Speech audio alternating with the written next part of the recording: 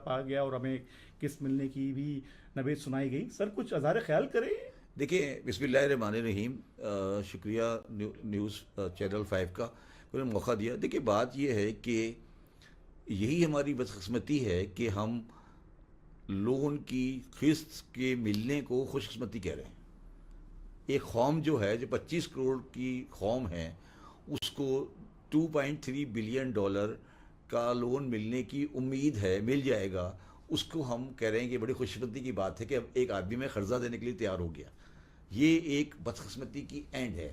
2.3 billion rupees جو ہے, جو ایلون مسک کی جو ویلتھ ہے وہ اس سے مطلب پورے پاکستان کی جی ڈی پی کے آس پاس چل رہی ہوتی ہے. ٹھیک ہے, تو یہ ہماری بدقسمتی ہے کہ پاکستان میں صحیح باتیں نہیں پریزنٹ کی جاتی. ہمیں یہ لکھنا چاہیے کہ ہم بدقسمت ملک ہیں کہ جو بار بار قرض لے رہے ہیں اور ہم قرض لینے جا رہے ہیں, اور آج ہماری خوش قسمتی ہو گئی کہ ہمیں نیا قرض مل گیا.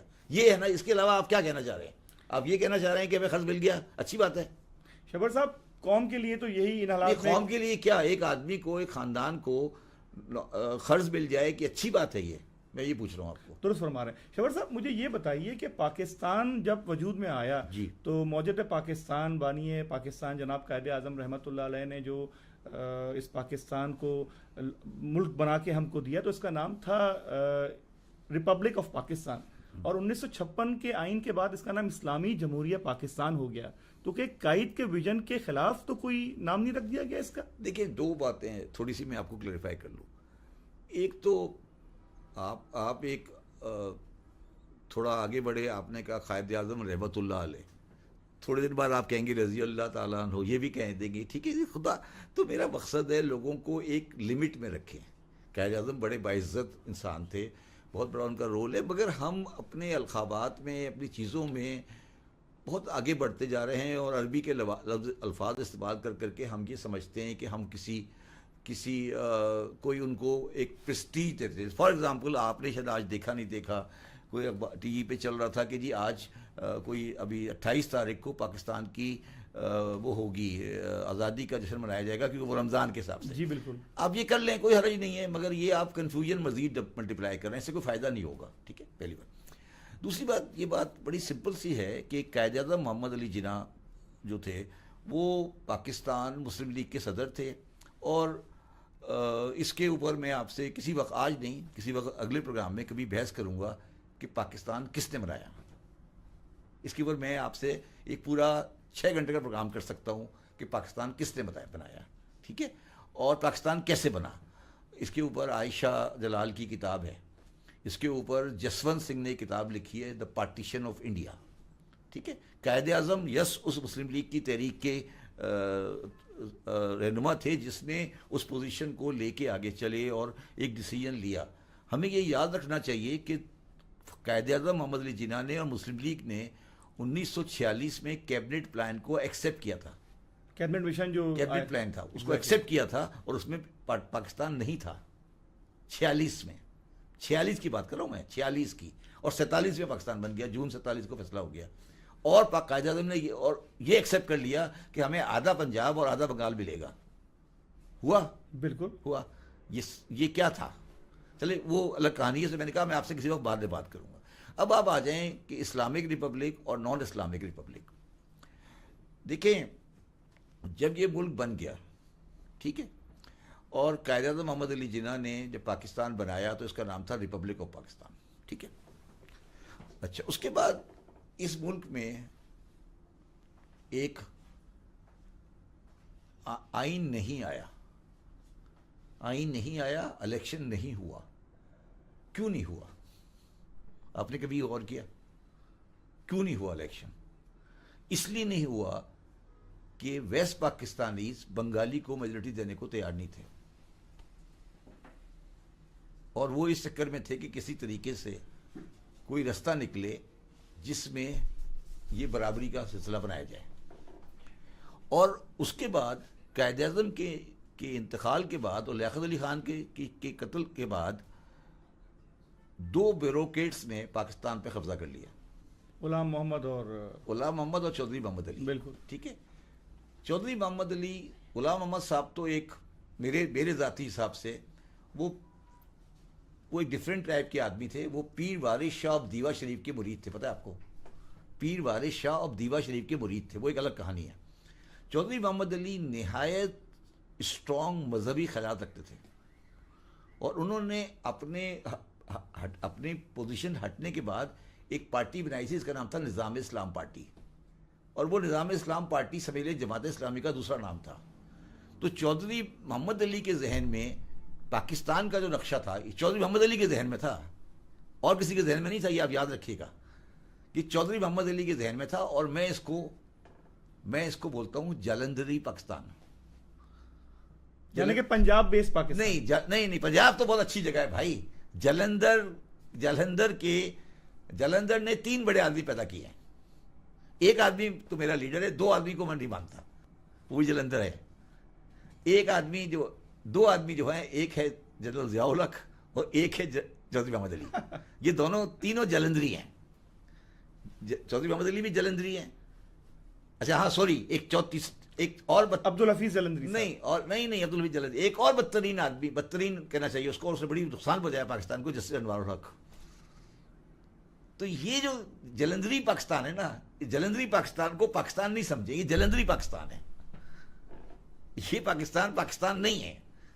پاکستان ہمارے بڑوں نے بنایا تھا, جنہوں نے 1946 میں, دیکھیں ٹرائی ٹو انڈرسٹینڈ, 1946 میں الیکشن ہوا.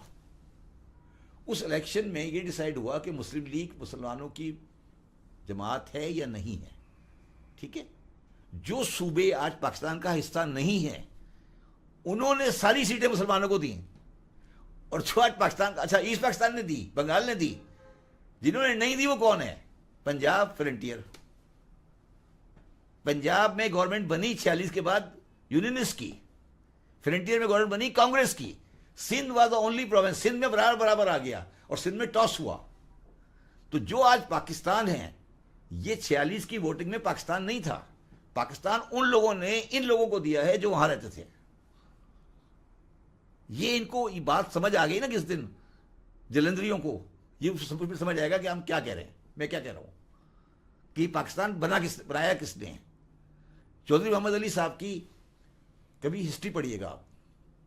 ان کے بیٹے میرے بڑے قریبی دوست تھے, بڑی عزت احترام تھی ان کا. خالد انور صاحب ان کا بھی انتقال ہوا ہے پچھلے ہفتے. تو چودھری محمد علی صاحب ایک سوچ رکھتے تھے, غلط یا صحیح ان کی رائٹ تھی, جس سے میں ٹوٹلی ڈس ایگری کرتا ہوں, اور انہوں نے اس کو اسلامک ریپبلک آف پاکستان بنا دیا. اچھا اب اس کی کہانی اس سے آگے چلے. 1956 کا آئین بن گیا. اس آئین کو لکھنے والے کا آدمی کا نام تھا اے کے بروہی. اے کے بروہی صاحب نے وہ آئین لکھا تھا. لکھنے کے بعد اے کے بروہی صاحب نے اس آئین کی ایک کمنٹری لکھی. اس کمنٹری کا نام ہے fundamental of laws of Pakistan. اتنی موٹی کتاب ہے, ٹھیک ہے. اور وہ کتاب پاکستان میں کسی کتاب کی دکان پہ اویلیبل نہیں ہے. کیا وجہ سر؟ کیا وجہ اس کی سر؟ بتاتا ہوں میں آپ کو. کسی کتاب کی دکان پہ اویلیبل نہیں ہے. بروہی صاحب نے اپنی زندگی میں اس کتاب کو ضائع کروا دیا. انہوں نے کہا اس کتاب کو پبلک نہیں کرو. اور وہ کتاب اتنی اچھی کوالٹی کی کتاب ہے کہ باہر کی یونیورسٹیوں میں کانسٹیٹیوشنل لاز کے اوپر وہ کتاب پڑھائی جاتی ہے. میں نے ایک بندے کو کہہ دیا, ایک دفعہ آکسفورڈ کا ایک پروفیسر تھا, میں نے کہا یار یہ کتاب لکھی ہے بروہی صاحب نے. کہا نہیں سر, سوال ہی پیدا نہیں ہوتا, یہ تو کوئی کتاب ہی نہیں ہے, بٹور صاحب کی کتاب ہی کوئی نہیں ہے. وہ آکسفورڈ سے کراچی آ گیا میرے پاس.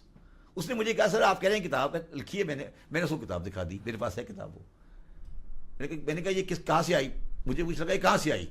میں نے کہا جی میں نے پاکستان لا ہاؤس سے خریدی ہے. اس نے مجھے کہا کہ اس نے کسی ایک کی کتاب لے کے فوٹو کاپی کرائی ہوئی بائنڈنگ بنائی ہے. یہ میں نے وہ پاکستان لا ہاؤس سے 2 کتابیں خریدی, اور ایک بزنس ریکارڈر کے وامق صاحب کو دے دی, ایک میں نے خود رکھ لی. بروہی صاحب کی جو بہن تھی وہ قائم علی شاہ صاحب کی بیوی تھی. ان کا بیٹا اسد علی شاہ میرے ساتھ پڑھتا ہے, میرے ساتھ یہ کیا تھا اس نے. میں نے اس کو فون کیا, میں نے کہا یار اسد تمہارے ماموں نے یہ کتاب لکھی ہے, اس کی لڑکی ہے بروہی صاحب کی, اس سے پتہ کرو. اس نے کہا جی ہاں ابا نے کتاب لکھی تھی مگر کہا تھا کہ اس کو دفاع کرو. ٹھیک ہے, اچھا سنیں, اب سنیں بات پوری سنیں, پھر آپ کو سمجھ آئے گی پاکستان کا مطلب کیا. اس کتاب میں 100 صفحے لکھے ہوئے ہیں اس بات کے اوپر کہ یہ اسلامک کا مطلب کیا ہے. یہ ہے اسلامک ریپبلک 49 میں ڈالا تھا نا, اس میں 100 پیج لکھا ہوا ہے, 100 پیج اس بات پہ لکھا ہے کہ اسلامک ریپبلک کیوں ڈالا گیا. اور انہوں نے کہا خدا کا واسطہ ہے, اس کو یہ نہیں سمجھنا کہ یہ مذہب ہے. یہ انہوں نے لکھا ہے اس بات کو کہ یہ مذہب کا کوئی تعلق نہیں اس کے ساتھ. ہم یہ بتانا چاہتے ہیں مسلم اسٹیٹ ہے, جیسے کہ ملیشیا ہے. ملیشیا ہے, یس. 100 پیج لکھے ہوئے ہیں. وہ 100 پیج پبلک میں نہیں لانا چاہتے تھے بیروئی صاحب اپنی زندگی میں, کیونکہ وہ ضیاء الحق کے مشیر ہو گئے تھے, تو انہیں کتاب ضائع کر دی. آج آپ کسی دکان سے مجھے کتاب لا کے دکھا دیں, میں نام بدل دوں گا آپ کا. اس کا نام ہے فنڈامنٹل لاز آف پاکستان. اس سے اچھی کتاب نہیں ہے کانسٹیٹیوشن لا کے اوپر, اچھی کتاب کوئی نہیں. اس سے اچھی کتاب شاید لکھی نہیں گئی دنیا میں. کہتے ہیں لوگ کہ اس سے اچھی کتاب لکھی گئی. ٹھیک ہے, یہ ہمارے لوگوں کا کریکٹر ہے. ایک دن کسی نے مجھے بتایا واقعہ, غلط یا صحیح مجھے نہیں پتا, کہ غلام اسحاق خان, ضیاء الحق اور بیروئی صاحب نماز پڑھ رہے تھے. تو ضیاء الحق اور غلام اسحاق خان نماز پڑھ کے اٹھ گئے, سجدہ سے اٹھ گئے, تو بیروئی صاحب بہت دیر تک سجدہ کرتے رہے. تو جب بیروئی صاحب اٹھے تو ضیاء الحق نے پوچھا کہ بیروئی صاحب آپ کیا کر رہے تھے؟ کہنے لگے آپ کی حکومت کے لیے دعا کر رہا تھا. تو سر آپ کس دنیا میں بیٹھے ہو یار, تم لوگوں کو کیا ہے, تم کیا باتیں کرو میرے ساتھ, اس کے اوپر تو میں تمہارے ساتھ 100 گھنٹے گفتگو کر سکتا ہوں. سر پاکستان کے اندر ہم دیکھتے ہیں کہ مختلف شعبہ جات ہیں, مختلف سیگمنٹس ہیں, اور ہر شعبہ اس بات کو میں یہ کہہ رہا ہوں کہ آپ لوگوں کو کہیں کہ فنڈامنٹل لاز آف پاکستان کتاب پڑھ لیں, پھر آپ اسلامک ریپبلک کی بات کر لیں میرے ساتھ آ کے. رائٹ سر ہم آپ سے یہ گزارش کرنا چاہ رہے تھے کہ پاکستان کے اندر مختلف سیگمنٹس کے لوگ ہیں, مختلف طبقہ فکر کے لوگ ہیں. ہر طبقہ فکر یہ بات کہتا ہے کہ پاکستان کا اصل وارث وہی ہے, پاکستان کو صحیح سے اون وہی کرتا ہے. در حقیقت پاکستان کے اصل وارثین ہیں کون؟ پاکستان کس کی حرمت ہے, اور کس کے لیے دراصل پاکستان کو ہم کہہ سکتے ہیں کہ اس کے بانیان ہیں یا اس کی حرمت العاج کے؟ پاکستان سندھ اور پنجاب کے جاگیرداروں کے اور ان لوگوں کے جنہوں نے لون لیے ہوئے تھے ہندوؤں سے, ان کی سیکورٹی کے لیے بنایا گیا تھا. یہ تو آج آپ بہت بڑا راز افشاں کر رہے ہیں سر. راز کیا مطلب, راز کیا, یہ پوائنٹ آف ویو ہے, راز کی کیا بات ہے؟ اس کی کوئی دلیل ہے آپ کے پاس؟ دلیل یہ ہے کہ 1947 میں 74% of the property of Lahore was owned by Hindus. آج لاہور میں ایک بھی ہندو نہیں رہتا, ایک بھی گھر نہیں ہے. میں نے ساری زندگی اس گھر میں گزاری ہے جو ہندو چھوڑ کے گیا تھا. لاہور کے تو ہندو کرشن نگر, دھرم پورا. میں یہ کہہ رہا ہوں میرے پاس آج بھی میری ریڈنگ ٹیبل جو ہے نا, ریڈنگ ٹیبل آج 2025 میں جو آج میرے پاس ریڈنگ ٹیبل ہے, وہ ریڈنگ ٹیبل ہے جو ہمارے اس ہندو کو چھوڑ کے گیا تھا, جو 47 میں وہ گھر چھوڑ کے گیا تھا. وہ ہمارے پاس ریڈنگ ٹیبل ہے, آج بھی ہے. وہ ہم نے بھیج دیا گھر, وہ ریڈنگ ٹیبل آج بھی ہمارے پاس ہے. 74% of the property in Lahore was held by Sindh کے تمام زمیندار ہندو بنیوں کے تحت کے ہاتھوں قرضدار تھے یا نہیں تھے. آپ پوچھ لیں, جائیں ہائی کورٹ میں نکال کے دکھائیں کہ ہائی کورٹ میں کس کے پاس کتنی زمینیں تھیں, کیا ہوا سندھ میں, کیا ہوا, کیا آپ بتائیں کیا ہوا, کیا حالات تھے مسلمانوں کے فائنینشیل جب پاکستان بنا ہے. میں آپ سے یہ پوچھ رہا ہوں. سر ہمیں تو یہ سننے کو ملتا ہے کہ یہ ہماری پشتینی زمینیں ہیں, آبائی جاگیردار ہیں. میں آپ سے یہ پوچھ رہا ہوں نا, اس کو چھوڑ دینا, آبائی جاگیردار ہے. میں یہ پوچھ رہا ہوں لاہور کے گھر کس کے تھے, ڈیوس روڈ کس کا تھا, ایجنٹ روڈ کس کا تھا, مال روڈ کس کی تھی, مال روڈ پہ کتنے گھر مسلمانوں کے تھے, یہ بتا دینا مجھے. لاہور میں مال روڈ ہے نا, مال روڈ پہ کتنے گھر ہندوؤں کے تھے, کتنے مسلمانوں کے تھے, پتہ کر لو, چیک کر لو جا کے. اور یہ جو ہمیں تاریخ پڑھائی جاتی ہے کہ پاکستان دراصل ایک ایسا خطہ ہوگا جہاں مسلمان آزادی کے ساتھ رہیں گے, اپنی پریکٹسز کو, اسلام کو فلرش کریں گے. کر تو رہے ہیں یار, بقرعید کے دن گائے کاٹ کے سڑک پہ پھینکتے, سر پھینک دیتے, اور کیا کریں گے؟ اور تمہیں کیا چاہیے, اور تمہیں کیا چاہیے؟ فٹ پاتھ پہ افطاریاں کر رہے ہیں, اور کیا چاہیے, اور کون سا اسلام تمہیں چاہیے, تمہیں کیا چاہیے, تم کیا چاہ رہے ہو, تمہیں کون سا اسلام چاہیے, تم کیا کہنا چاہ رہے ہو؟ گائے کاٹتے ہیں, سڑک پہ پھینک دیتے ہیں, افطاریاں کر رہی ہیں, تراویاں چل رہی ہیں, نمازیں چل رہی ہیں, پریشانی کیا ہے, کیا پریشانی ہے, تم ہنس کیوں رہے ہو؟ سر اسلام کی جو اصل, کیا اسلام کی اصل ہے, یہی اسلام کی اصل ہے. اور کیا اصل بتاؤ نا سر اصل جو اسلام کی کیا رسول اللہ کا جو پیغام کیا ہے آپ پیغام- انسانیت کا، رواداری کا، ایک دوسرے کے ساتھ ایثار کا، ہو تو رہا ایک ہے، دوسرے کو افطاری کرا رہے ہیں، اور کیا کریں یار، جان دے دیں. افطاری کرا رہے ہیں، غریبوں کو افطاری کرا رہے ہیں، بکرے کا گوشت کھلا رہے ہیں، جو بکرے کا گوشت سوچ بھی نہیں سکتا اس کو بکرے کا گوشت کھلا رہے ہیں. کیا کریں؟ مسجد میں اے سی لگائے ہوئے ہیں، مسجد میں ٹھنڈا پانی ہے، اور کیا کریں؟ جان دے دیں. سر یہ تو سب آسانیاں ہیں، یہ تو سہولت ہیں. تو کیا کریں؟ اور ہم تو دراصل اس اسلام کو ڈھونڈنے کے لیے بیدار بیٹھے ہیں کہ جو کہ رسول اللہ کا پیغام تھا. اس کے لیے پھر آپ کو سویڈن جانا پڑے گا. غیر مسلم ملک سویڈن اسلام ڈھونڈنے سویڈن، سویڈن جو کہ ہاں، اس لیے سویڈن جانا پڑے گا. سعودی میں بھی ملے گا آپ کو. سعودی میں تو خیر چھوڑ دینا، ایران میں بھی نہیں ملے گا. دیکھیں وہاں ہالینڈ میں ایک بندہ قتل ہو گیا. ہالینڈ میں ایک بندے نے قتل کر دیا. تو انہوں نے یہ انالائز کیا کہ یہ بندے نے قتل کیوں کیا ہے، کیا وجوہات تھیں. اور آپ کو پتہ ہے ہالینڈ میں جیلیں توڑی جا رہی ہیں کہ مجرم نہیں ہے. پتہ ہے آپ کو یہ بات؟ وہاں جیلیں توڑی جا رہی ہیں کہ مجرم ہی نہیں ہے، خالی پڑی رہتی ہیں. ہمارے یہاں بندے آئے سعودی عرب میں ٹکا ٹک گردنیں کاٹ رہے ہیں. تو تم کس دنیا میں رہ رہے ہو؟ سر یہ تو قرآن کا قانون ہے کیا کہ جب کوئی شخص جرم کا مرتکب ہوتا ہے تو پھر اس کے لحاظ سے قرآن کے اصول کے مطابق چوری کا ہاتھ کاٹا جاتا ہے، اور قرآن و حدیث پہ عمل کرایا کتنے جاتا ہے. ہاتھ کاٹے تھے رسول اللہ علیہ وسلم نے؟ بتاؤ، لسٹ بتاؤ ذرا، مجھے نکال کے بتاؤ لسٹ. مجھے رسول اللہ صلی اللہ علیہ وسلم کی زندگی میں ایک آدمی بتا دو، ایک آدمی جس کو زنا کی سنسار کیا گیا ہو.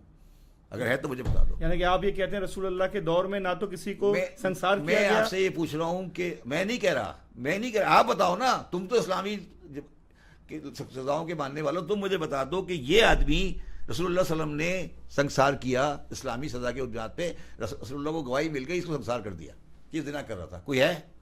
یعنی کہ ایسی کوئی روایت ہم کو یا کوئی واقعہ ہم کو کتاب میں نہیں ملتا. اگر ہے تو وہ خود آ کے اس نے کہا. بات سمجھے ہوئے کیا کہہ رہا ہوں؟ یک طرفہ فیصلہ نہیں کیا گیا، آپ کہنا چاہتے ہیں؟ نہیں. اسلام میں زنا کی سزا 4 گواہ ہیں. کوئی کیس ہوا رسول اللہ کے زمانے میں 4 گواہ کا؟ میں آپ سے یہ پوچھ رہا ہوں. اور یہ جو دوسری ارے یار آگے چلو، آگے نہیں جاؤ ابھی، صرف یہ بتاؤ اتنی آگے کیوں جا رہے ہو؟ 4 گواہ زنا کا کوئی کیس ہوا؟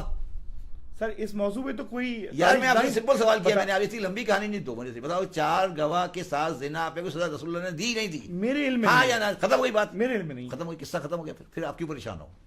لیکن ہم تو وہی بات کریں نہیں گے نہ تو جو کہ 4 گواہ ہوں، نہ کبھی 4 گواہ ہوں گے، نہ سزا ہوگی. جوش میں علی آبادی نے کہا ہے کہ یہ سزا زنا کی نہیں ہے، یہ بےوقوفی کی سزا ہے. یہ سزا بےوقوفی کی ہے، زنا کی نہیں ہے. تو بھائی آپ سزاؤں کو، حدود کو اسلام نہیں سمجھو. میں آپ سے یہی پوچھ رہا ہوں نا کہ رسول اللہ صلی اللہ علیہ وسلم کی زندگی میں گواہی کی بنیاد پر کتنے لوگوں کو زنا کی سزا دی گئی؟ مجھے یہ بتا دو. جتنے بھی سزا دی گئی، ایک آدھ واقعہ جو ہے وہ کنفیشن کا ہے، وہ خود آیا.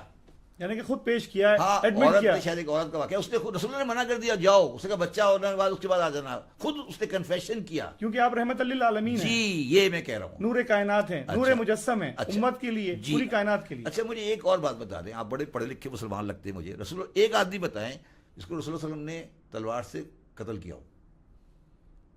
ایک بندہ بتا دیں. 82 غزوہ میں شرکت کی ہے آپ نے. 82 غزوات میں رسول اللہ صلی اللہ علیہ وسلم نے شرکت کی ہے. بنفس نفیس خود خود بذات خود پرسنلی. یعنی کہ سرایہ کی بات نہیں ہو رہی، غزوات کی بات ہو رہی. غزوات کی بات 82 کے قریب غزوات ہیں جی. ان میں کسی ایک بندے کو بندہ آگے یہ کہہ دے کہ مجھے رسول اللہ صلی اللہ علیہ وسلم نے قتل کیا ہے. کبھی تلوار کو ہاتھ ہی نہیں لگایا.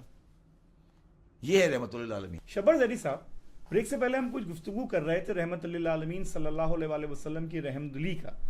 یہ رحم دلی آگے کے ان کے کہہ لیجئے کہ پیش رو میں اور ان کے جو آنے والے لوگ رہے ان میں کس حد تک رہی اور کس طریقے سے پھر اس کی انٹرپریٹیشن آج کے دور میں نظر آتی ہے، کچھ اس پہ بیان کریں. دیکھیں ایک بات ہمیشہ یاد رکھیں جو لوگ سمجھتے نہیں ہیں. دنیا میں سارے مذاہب انکلوڈنگ اسلام، وہ مذہب آتا ہے غریبوں کے لیے اور انصاف کے لیے. ہر مذہب، دنیا کا ہر مذہب، کوئی ایسا مذہب نہیں ہے جس نے امیروں کے تھرو اسٹارٹ، جو امیروں کو پروٹیکٹ کرتا ہو. وہ ہمیشہ غریبوں کے ساتھ اٹھتا بیٹھتا ہے. گوتم بدھ لے لیں، رسول اللہ صلی اللہ علیہ وسلم لے لیں، حضرت عیسیٰ لے لیں، کوئی بندہ، کوئی مذہب دنیا کا ایسا نہیں ہے جو غریب آدمی کے ساتھ نہیں چلا ہو. کبھی امیر آدمی کے لیے نہیں آتا مذہب. یہودیت کے لیے بھی آپ کو یہ خیال ہے؟ یہودیت کا بھی یہ پوزیشن ہے. وہ عام یہودی تھے، ان کے بادشاہ نہیں تھے. حضرت موسیٰ کے ساتھ جو گئے تھے وہ یہودیت عام یہودی تھے، وہ کوئی بادشاہ نہیں ہوتے. مذہب اللہ تعالیٰ کا آتا ہی غریب اور عام آدمی کے لیے ہے. اسلام سمیت جب بھی مذہب کا لانے والا انتقال کرتا ہے تو جو امیر آدمی جن کے خلاف وہ مذہب آیا ہوتا ہے وہ جا کر اس مذہب کو ٹیک اوور کر لیتے ہیں. یہ تمام مذاہب کی تاریخ ہے. اسلام میں بھی ایسا ہوا ہے؟ اس سے زیادہ ہوا اسلام میں. اسلام میں اس سے زیادہ ہوا. اسلام میں اس سے زیادہ ہوا. اسلام میں نے مجھے ایگزیکٹلی ان صاحب کا نام نہیں پتا کہ ایک صاحب تھے جن کا جب ورثہ جو رسول اللہ صلی اللہ علیہ وسلم کے انتقال کے کچھ عرصے بعد تھے، جب ان کا ورثہ تقسیم ہوا تو سونے کو کلہاڑی سے کاٹا گیا. بڑے مشہور آدمی تھے، ٹھیک ہے. اور یہ وہ مسلمان ہیں جو ہجرت کے وقت ان کے پاس کھانے کو نہیں تھا، ٹھیک ہے نا. تو یہ اسلام میں تو سب سے زیادہ ہوا. اور اسلام میں تو یہ ہوا کہ رسول اللہ صلی اللہ علیہ وسلم جو تھے ان کا انتقال ہوا سن 11 ہجری میں، ٹھیک ہے. اور 11 ہجری میں آپ دنیا سے پردہ کر گئے. قائد اعظم 1943 میں چلے گئے پاکستان سے، ٹھیک ہے. 48 میں آج قائد اعظم کو کوئی بندہ کھڑے ہو کے گالی دے تو لوگ پکڑ کے اس کی ٹھکائی لگا دیں گے، ٹھیک ہے.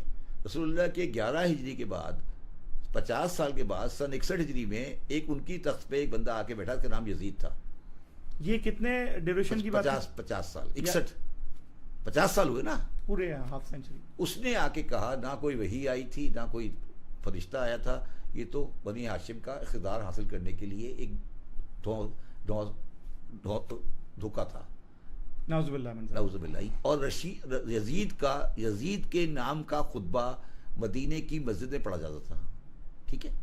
آپ کو یہ بات پتہ ہے یا نہیں پتہ شاید آپ کو پتہ ہو کہ جمعے کی نماز کے خطبے میں حکمران وقت کا نام لینا ضروری ہے. پتہ ہے آپ کو یہ بات؟ ابھی تک ہے؟ آج بھی. آپ کے خیال میں آج کل کیا ہوتا ہے؟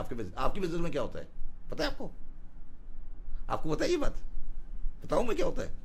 Please sir.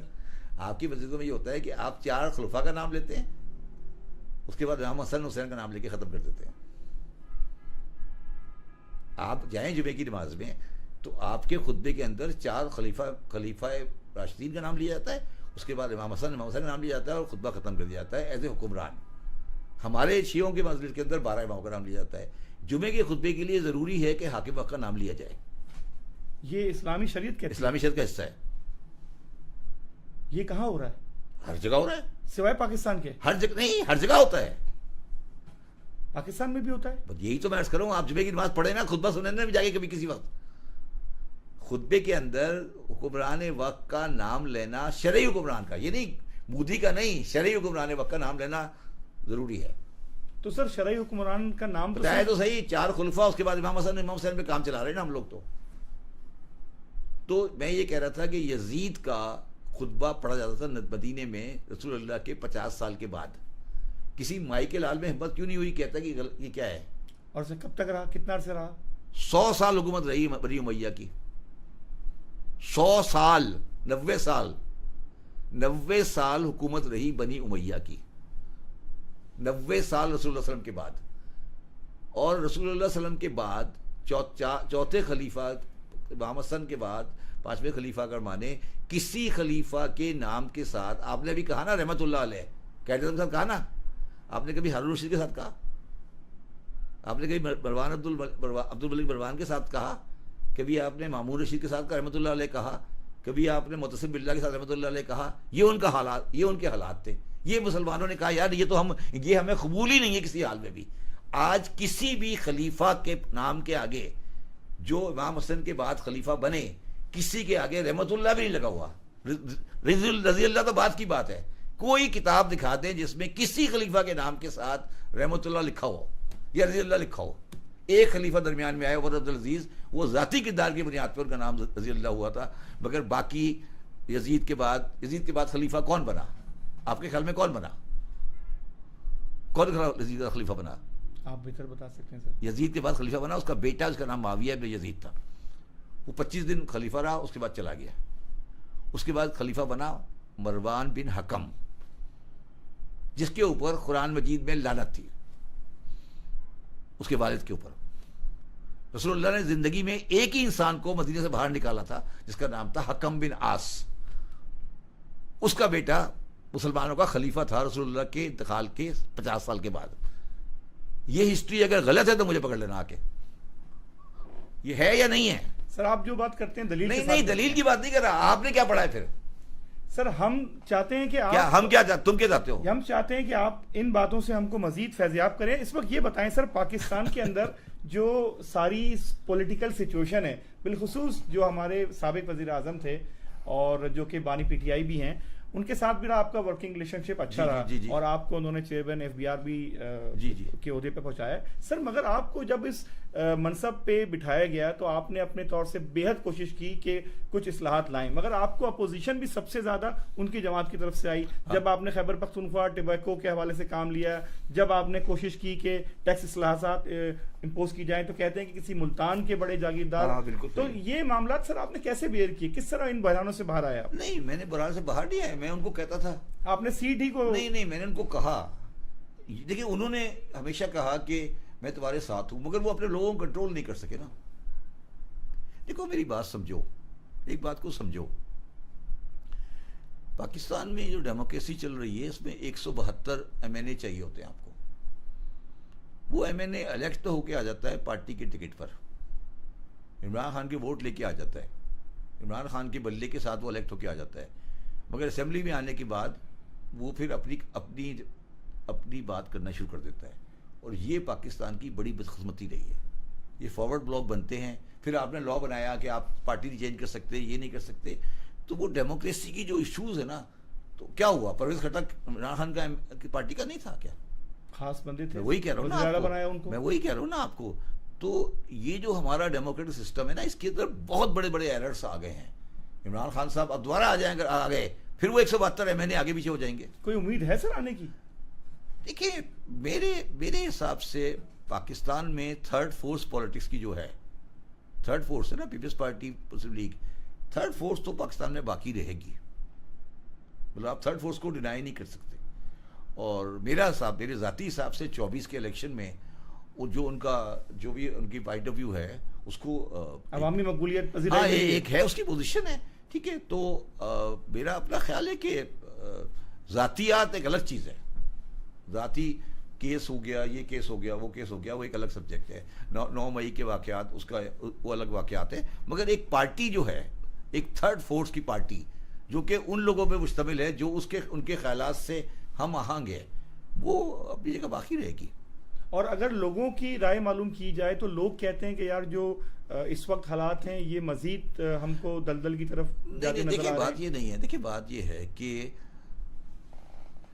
مسئلہ جو ہے وہ یہ ہے کہ اگر سیاستدان اپنے کپڑے چوک میں دھوئیں گے اور جا کے سب کے سامنے لڑائی جھگڑا کریں گے تو پھر دوسرا آدمی تو فائدہ اٹھائے گا. ہمارا مسئلہ ہی یہ ہے. عمران خان 2018 کے الیکشن میں کسی کی سپورٹ سے ہی آئے تھے نا. کیا وہ انکار کر سکتے ہیں؟ نہیں انکار سکتے نا. کیا عمران خان نے کبھی یہ بار بار نہیں کہی تھی کہ ہمارے تعلقات بہت اچھے ہیں؟ کہتے تھے نا. آج والے بھی یہی کہتے ہیں. تو یہی تو میں کہہ رہا ہوں، یہی تو پرابلم ہے پاکستان کا. یہ نیریٹو بیان کرنے کا مقصد کیا ہے؟ آپ اس نیریٹو کو کیوں بیان کرنا چاہتے ہیں؟ یا پھر آپ اس کو فارملائز کر لیں نا. آپ اس فارملائز کر دیں، ختم کریں قصے کو، ڈاکومنٹ کر لیا جائے. ڈاکومنٹ کر لیں، نیشنل سیکورٹی کونسل بنا دیں. اس وقت جو پاکستان کے عمومی حالات ہیں اور بالخصوص کراچی کی اگر آپ بات کریں، کراچی کبھی وہ شہر ہوا کرتا تھا جہاں پہ راتیں جاگتی تھیں، جہاں پہ لوگ چائے ہوٹلوں پہ بیٹھ کے گفتگو کیا کرتے تھے، ہنسی مذاق ہوا کرتا تھا، علمی بیٹھکیں ہوا کرتی تھیں، ٹی ہاؤسز کے اندر کتب بینی ہوا کرتی تھی.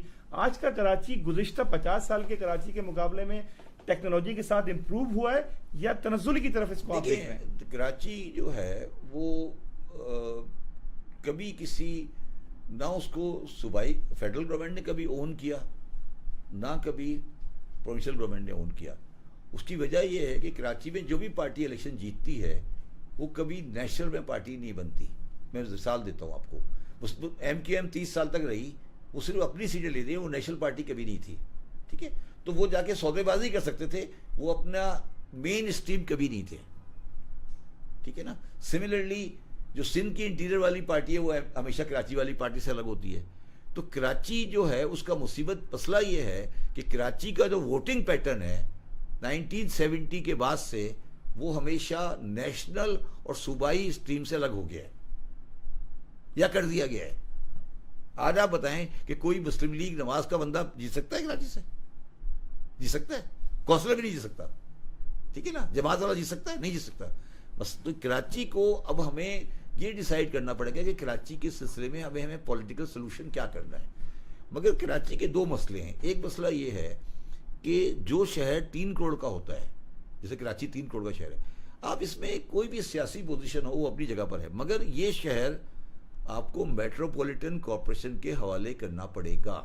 مطلب شہر کی اپنی ایڈمنسٹریشن ہوگی. یعنی کہ آپ کہنا چاہ رہے ہیں کنٹونمنٹ کے بھی سارے علاقے جو ہیں وہ KMC کے ماتحت ہوں, جو بھی, ہاں, ایک اتھارٹی ہو, میٹروپولیٹن گورنمنٹ ہوگی, جیسے دہلی میں ہے, جیسے نیو یارک میں ہے, جیسے پیرس میں ہے, جیسے بامبے میں ہے. اور وہ میٹروپولیٹن کمشنر جو ہوگا وہ کراچی کا CEO ہوگا, وہ چلائے. ہر انچ زمین کا مالک وہ ہوگا.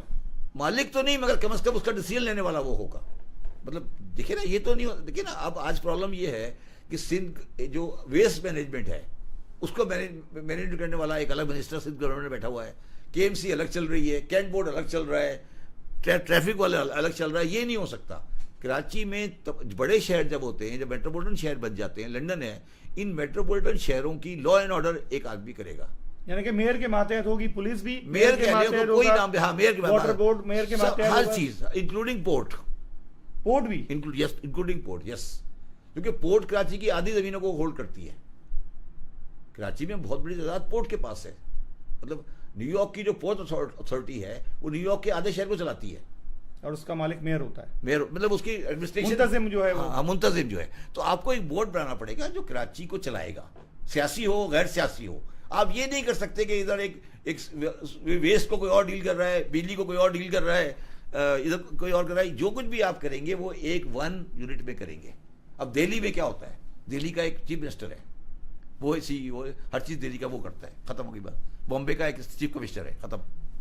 یہ آپ کو کرنا پڑے گا. یہ صحیح لاہور بھی کرنا پڑے گا, یہ پنڈی بھی کرنا پڑے گا. جب ایک آبادی کسی بھی شہر کی 1 کروڑ 2 کروڑ سے اوپر ہوتی ہے تو کرنا پڑتا ہے.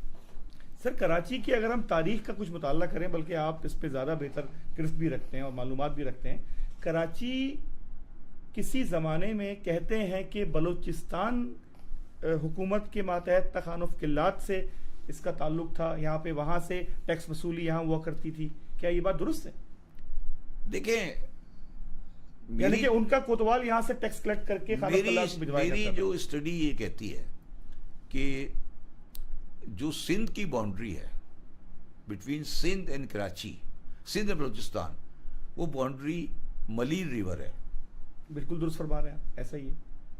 ملیر ریور کے اس سائڈ والا علاقہ سندھ کا ہے, اس سائڈ والا علاقہ بلوچستان کا ہے. ٹھیک ہے.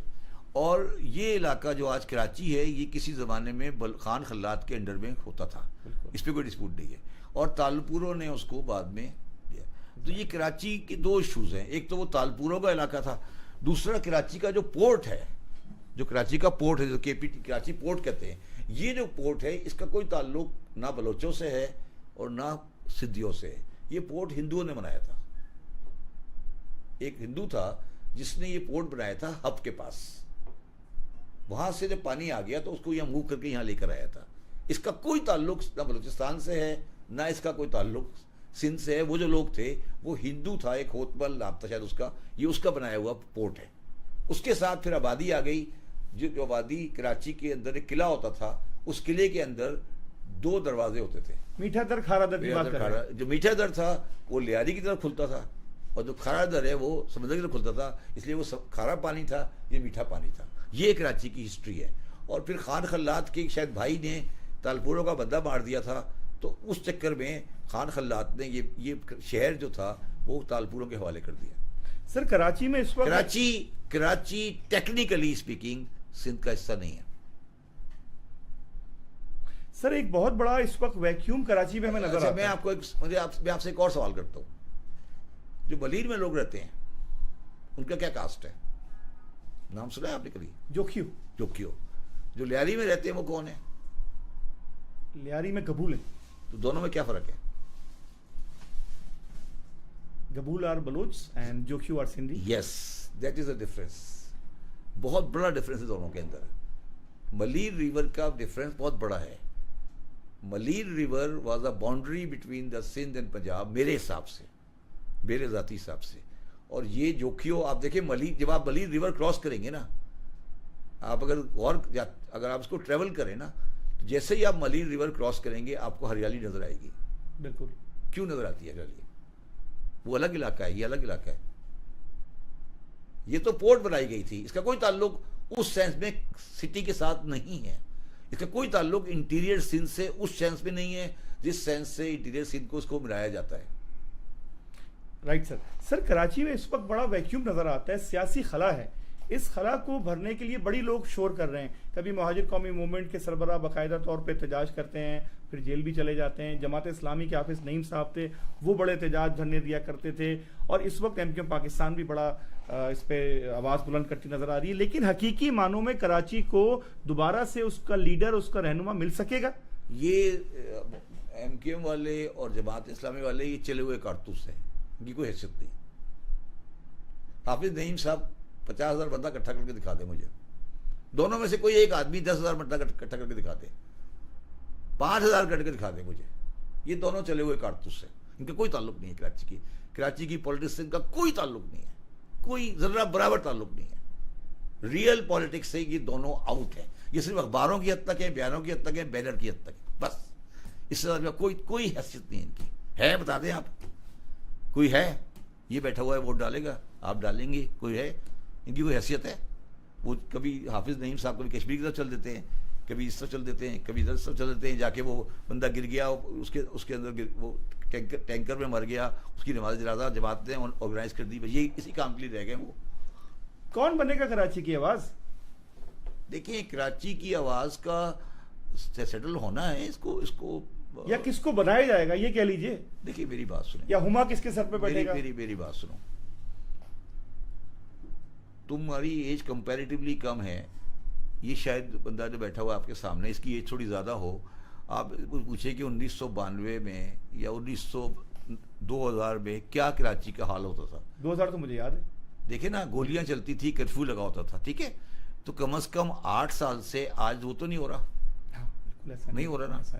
تو ایک اسٹیج ہو گئی نا, یہ اسٹیج گزر گئی نا. اب وہ حال تو نہیں ہے نا جو ہم جس سے ہم گزر کے آئے ہیں, ٹھیک ہے. ہم اس گزر کر آئے کہ ہر روز ہر جگہ پہ 3 لاشیں اور گولی اور یہ ہوتا تھا, ٹھیک ہے. بالکل. یہ پہلا فیز گزر گیا, امن و امان بحال ہو گیا. نہیں مطلب ایک فیز تھا وہ گزر گیا, ٹھیک ہو گیا, بلڈ شیڈنگ ختم ہو گئی.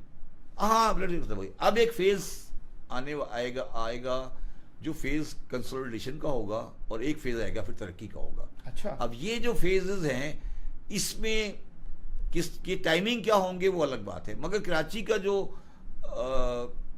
اور شاید جو سندھ کے جو انٹیریئر سندھ کے لوگ ہیں وہ شاید خود ریئلائز کرنے لگے ہیں کہ شاید ان کے بس کا کام نہیں ہے کراچی کو چلانا. چیف منسٹر صاحب کو خود اندازہ ہے کہ ان کی بس کا کام نہیں ہے یہ. انہیں کراچی کے لوگوں کو انوالو کرنا پڑے گا. انہوں نے میئرشپ لے کے دیکھ لی, کچھ نکلا نہیں. لیکن میئرشپ ہے نا ان کے پاس, بالکل ہے. کیا ہوا؟ تو یہ ہمیں دیکھنا پڑے گا, اور انشاءاللہ تعالی یہ چیز ہونے والی ہے, اور یہ مسئلہ حل ہو جائے گا. کراچی میں جو سب سے بڑی بات ہے جو لوگوں کو ریئلائز کرنا چاہیے, جو ہم ریئلائز نہیں کرتے, کراچی میں 3 کمیونٹی رہتی ہیں, اور ان کے رہنے میں یا ان کی شناخت میں کوئی برائی نہیں ہے. اردو اسپیکنگ, پٹھان پنجابی اور سندھی, تینوں کی تقریباً 1/3 کے آس پاس کی پوزیشن ہے. اور کراچی شہر اب ان تینوں کی کمبائنڈ سوچ سے چلے گا. اگر مہاجر یہ سمجھتے ہیں کہ ہم شہر میں کنٹرول کر لیں گے وہ بیوقوف ہیں, اگر پٹھان سمجھتے ہیں کہ وہ کنٹرول کر لیں گے وہ بیوقوف ہیں, اور سندھی سمجھتے ہیں کہ وہ کنٹرول کر لیں گے وہ بیوقوف ہیں. بامبے شہر میں یہی پوزیشن ہے. ایک مراٹھے رہتے ہیں جو بال ٹھاکرے والے ہیں, ایک گجراتی رہتے ہیں جو بودھی والے ہیں, اور ایک رہتے ہیں آپ کے یہ جو یو پی بہار سے جو لوگ بہار والے ہیں, اور تینوں مل کے بمبے چلاتے ہیں. یہی پوزیشن نیو یارک میں ہے. نیو یارک میں اٹیلین بھی رہتے ہیں, آئرش بھی رہتے ہیں, اور جوز بھی رہتے ہیں. تو یہ دنیا کے بڑے شہروں میں اس طرح کے کلسٹرز ہوتے ہیں. اب آپ ان تینوں کے درمیان میں لڑائی کرا کے رہنا چاہتے ہیں وہ الگ بات ہے، دوستی کر کے رہنا چاہتے ہیں دوستی کر کے رہ لیں، مگر یہ تینوں رہنا ہے. اب آپ اگر مہاجر یہ کہہ رہے ہیں کہ پٹھان کو مار دیں گے وہ بھی بیوقوف ہیں، پٹھان یہ کہہ رہے ہیں کہ مہاجروں کو مار دیں گے وہ بھی ڈفر ہیں، اور اگر سندھی کہہ رہے ہیں کہ وہ حکومت کریں گے وہ بھی ڈفر ہیں. ان کو سب بیکار کی باتیں کر رہے ہیں، مگر یہ تینوں آئیڈینٹی باقی رہیں گی. یہ آپ کہیں گے آئیڈینٹی ختم کر دیں، یہ بھی غلط ہے. آج بھی آپ چلے جائیں، آج بھی جو میئر ہوتا ہے نیو یارک کا وہ 90% اٹیلین ہوتا ہے. وہ کوئی 300 سال پہلے اٹلی سے آئے تھے مگر وہ اپنے آپ کو اٹیلین نیو یارک بولتے ہیں. وہ لیوجانی اور جولانی یہ سب اٹیلین ہیں. جو آج کے جتنے بھی نیو یارک کے میئر ہوتے ہیں نا وہ اوریجنلی اٹیلین ہوتے ہیں سارے. یعنی کہ ان کا اوریجن جو ہے نہیں ان کی باقاعدہ کمیونٹیز ہوتی ہیں، مطلب وہ باقاعدہ گینگسٹر سے ان کی گروپ سے پورے، مطلب وہی چیزیں جو آج کراچی میں ہیں. یہ غلط فہمی ہے ہماری. نیو یارک میں جیوز کا وہی حال ہے جو کراچی میں ہے، کراچی میں لوگوں کا ہے. بالکل ان کے گروپس ہیں، ان کی آبادیاں ہیں، ان کے اپنے ووٹ بینکس ہیں، ان کے گیٹوز ٹائپ تھے پہلے. تو یہ کوئی برائی نہیں ہے، یہ بڑے شہر میں ایسا ہی ہوتا ہے. سر کراچی کو اس وقت اگر ہم دیکھتے ہیں، کراچی کے اندر کچرا نظر آتا ہے، کراچی کے اندر لوڈ شیڈنگ اس لیے نظر آتا ہے نا کہ کراچی کا کوئی والی وارث نہیں ہے نا. کراچی میں گیس بھی ختم ہو گئی ہے اب تو. نہیں نا، میں وہی عرض کر رہا ہوں نا، کراچی میں کیونکہ اس لیے سمجھ میں آ رہا ہے، مگر جو چیز اب پاکستان گورنمنٹ کو سمجھ آنی شروع ہو رہی ہے آہستہ آہستہ، اور ٹائم لگے گا کہ اگر وہ کراچی کو نہیں چلائیں گے تو پاکستان نہیں چلے گا. سر ہم کراچی پہ بات کر رہے تھے، کراچی کے حالات پہ آپ نے بڑی زبردست بات کی. اس وقت کراچی کے اندر آپ آئے دن دیکھ رہے ہیں کہ ٹینکرز لوگوں کو مار رہے ہیں، ڈمپرز کے مسائل ہیں. سر یہ خبریں پہلے بھی ہوتی تھی؟ میرا خیال ہے یہ کوئی اس پہ کھیل رہا ہے. پہلے بھی ہوتا تھا، جس طرح اس کو اچھالا جا رہا ہے مجھے I am not very clear. لیکن لوگوں کا اتنا بڑی تعداد میں اموات ہو جانا اور لوگوں کا، نہیں یار میں یہی پوچھ رہا ہوں نا کہ ڈمپر یہ کل سے شروع ہوئے ہیں کیا؟ مطلب یہی پوچھ رہا ہوں میں آپ کو کہ ڈمپر جو بندے مار رہے ہیں پہلے اب کل سے شروع ہوئے ہیں یا پہلے سے مار رہے تھے؟ یہ کب سے آئے ہیں ڈمپر؟ کئی سالوں سے سر. کئی سالوں سے نہیں، مطلب کم از کم 10 سال تو ہو گئے ہوں گے نا. تو 10 سال پہلے یہ بات کیوں نہیں آئی سامنے؟ اور اکثر جو لوگ جو شہید ہو جاتے ہیں ان کے گھر والے بھی کسی کمپنسیشن کے منتظر رہتے ہیں، اور جو لوگ مارتے ہیں نہ وہ کراچیائٹ ہوتے ہیں نہ ان کے پاس لائسنس ہوتے ہیں. اس موضوع پہ آپ کی کیا رائے ہے؟ دیکھیے یہ تو جو لوگ ڈمپر یہ جو چلاتے ہیں، ڈمپر والے جو لوگ ہیں اور یہ جو باہر سے آتے ہیں جو بیٹھے ہوئے ہیں، جو فرنٹی افغانی ٹائپ لوگ، افغانی ہیں اور یہ لوگ ہیں، یہ ان کو آپ کو گریجولی سسٹم میں لانا پڑے گا، ٹھیک ہے.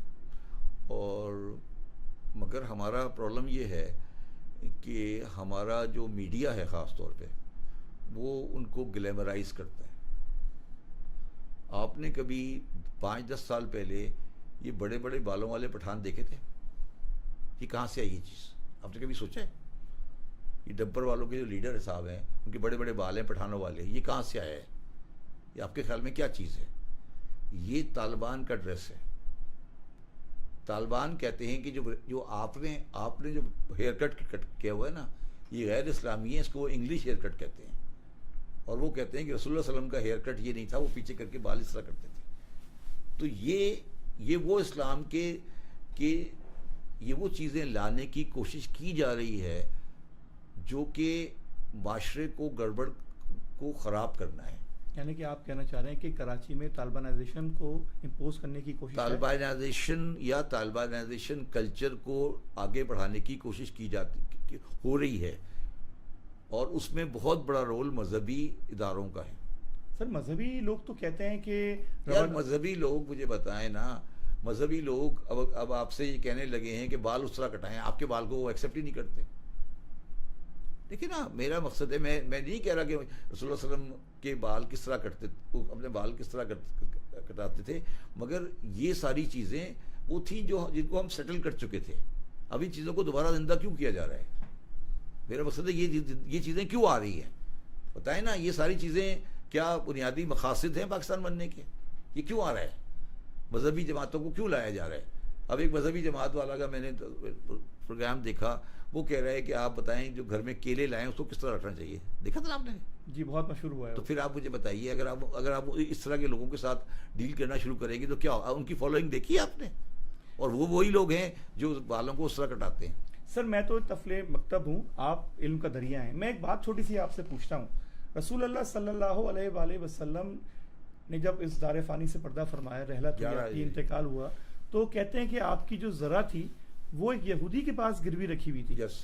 اور یہودیوں کے ساتھ بھی اس وقت لین دین اور اس طرح کے معاملات ہوتے تھے. مطلب رسول اللہ نے تو اس حالت میں دنیا سے رحلت فرمائی اور یہودیوں کے ساتھ ریلیشن شپ بھی تھے. مدینہ کی جو حکومت تھی اس نے بھی یہودیوں کو اپنے ساتھ انگیج رکھا ہوا تھا، اور اس رحمت للعالمین کی جو رحمت تھی وہ سب کے لیے یکساں تھی. اس کا ہمیں اتنا فقدان کیوں نظر آتا ہے اس موجودہ دور حکومت یا اس موجودہ دور اسلام میں؟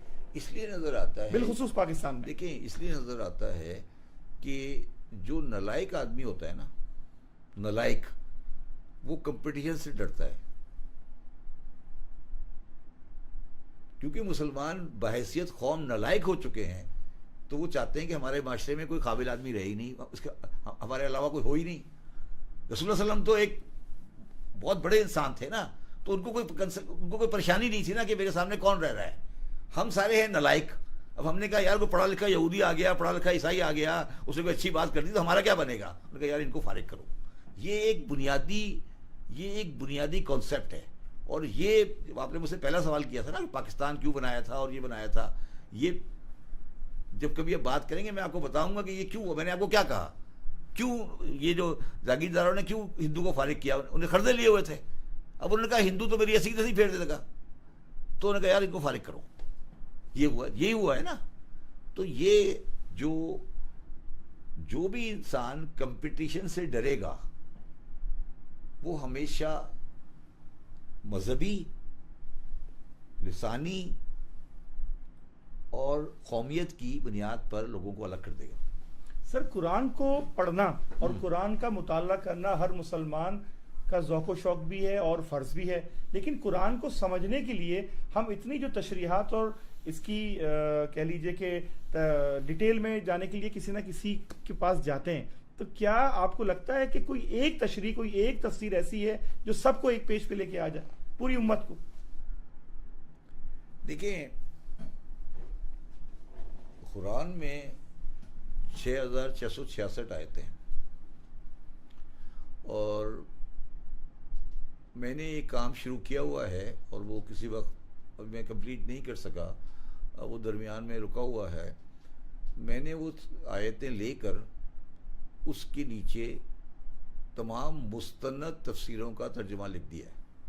ماشاءاللہ. شاید کوئی 15 پارے ہو چکے ہیں. ترجمہ ہے، تفسیر نہیں ہے، ترجمہ ہے. ترجمہ صرف ہے. مولانا فتح محمد جلندری کا، مولانا مودودی صاحب کا، مولانا میر حسن اصلاحی کا، مفتی محمد شفیع کا، غلام احمد پرویز کا، قادیانیوں کا، احمدیوں کا، شیعوں کا، مقبول صاحب کا، انگریزی کے اور سارے طبقے لکھے. ٹھیک ہے.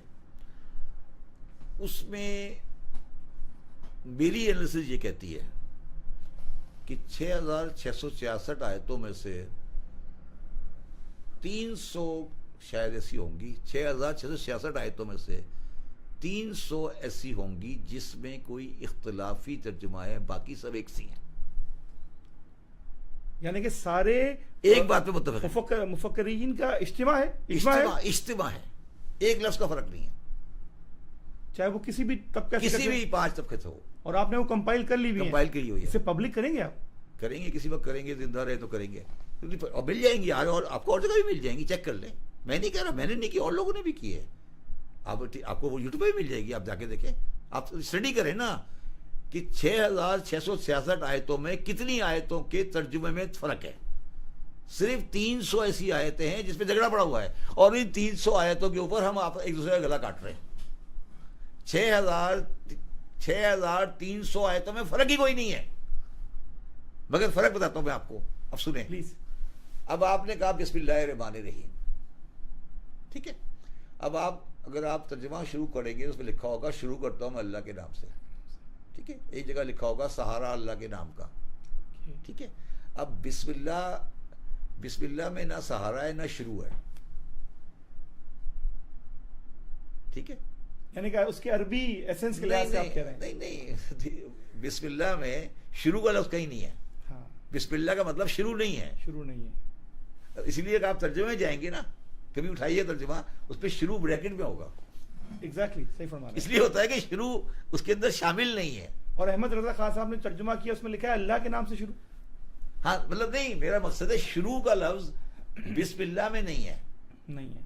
تو اگر بسم اللہ کو آپ بالکل اسٹیٹ ترجمہ کریں گے تو اللہ کے نام سے, اللہ کے نام سے شروع. اب شروع اس میں نہیں ہے.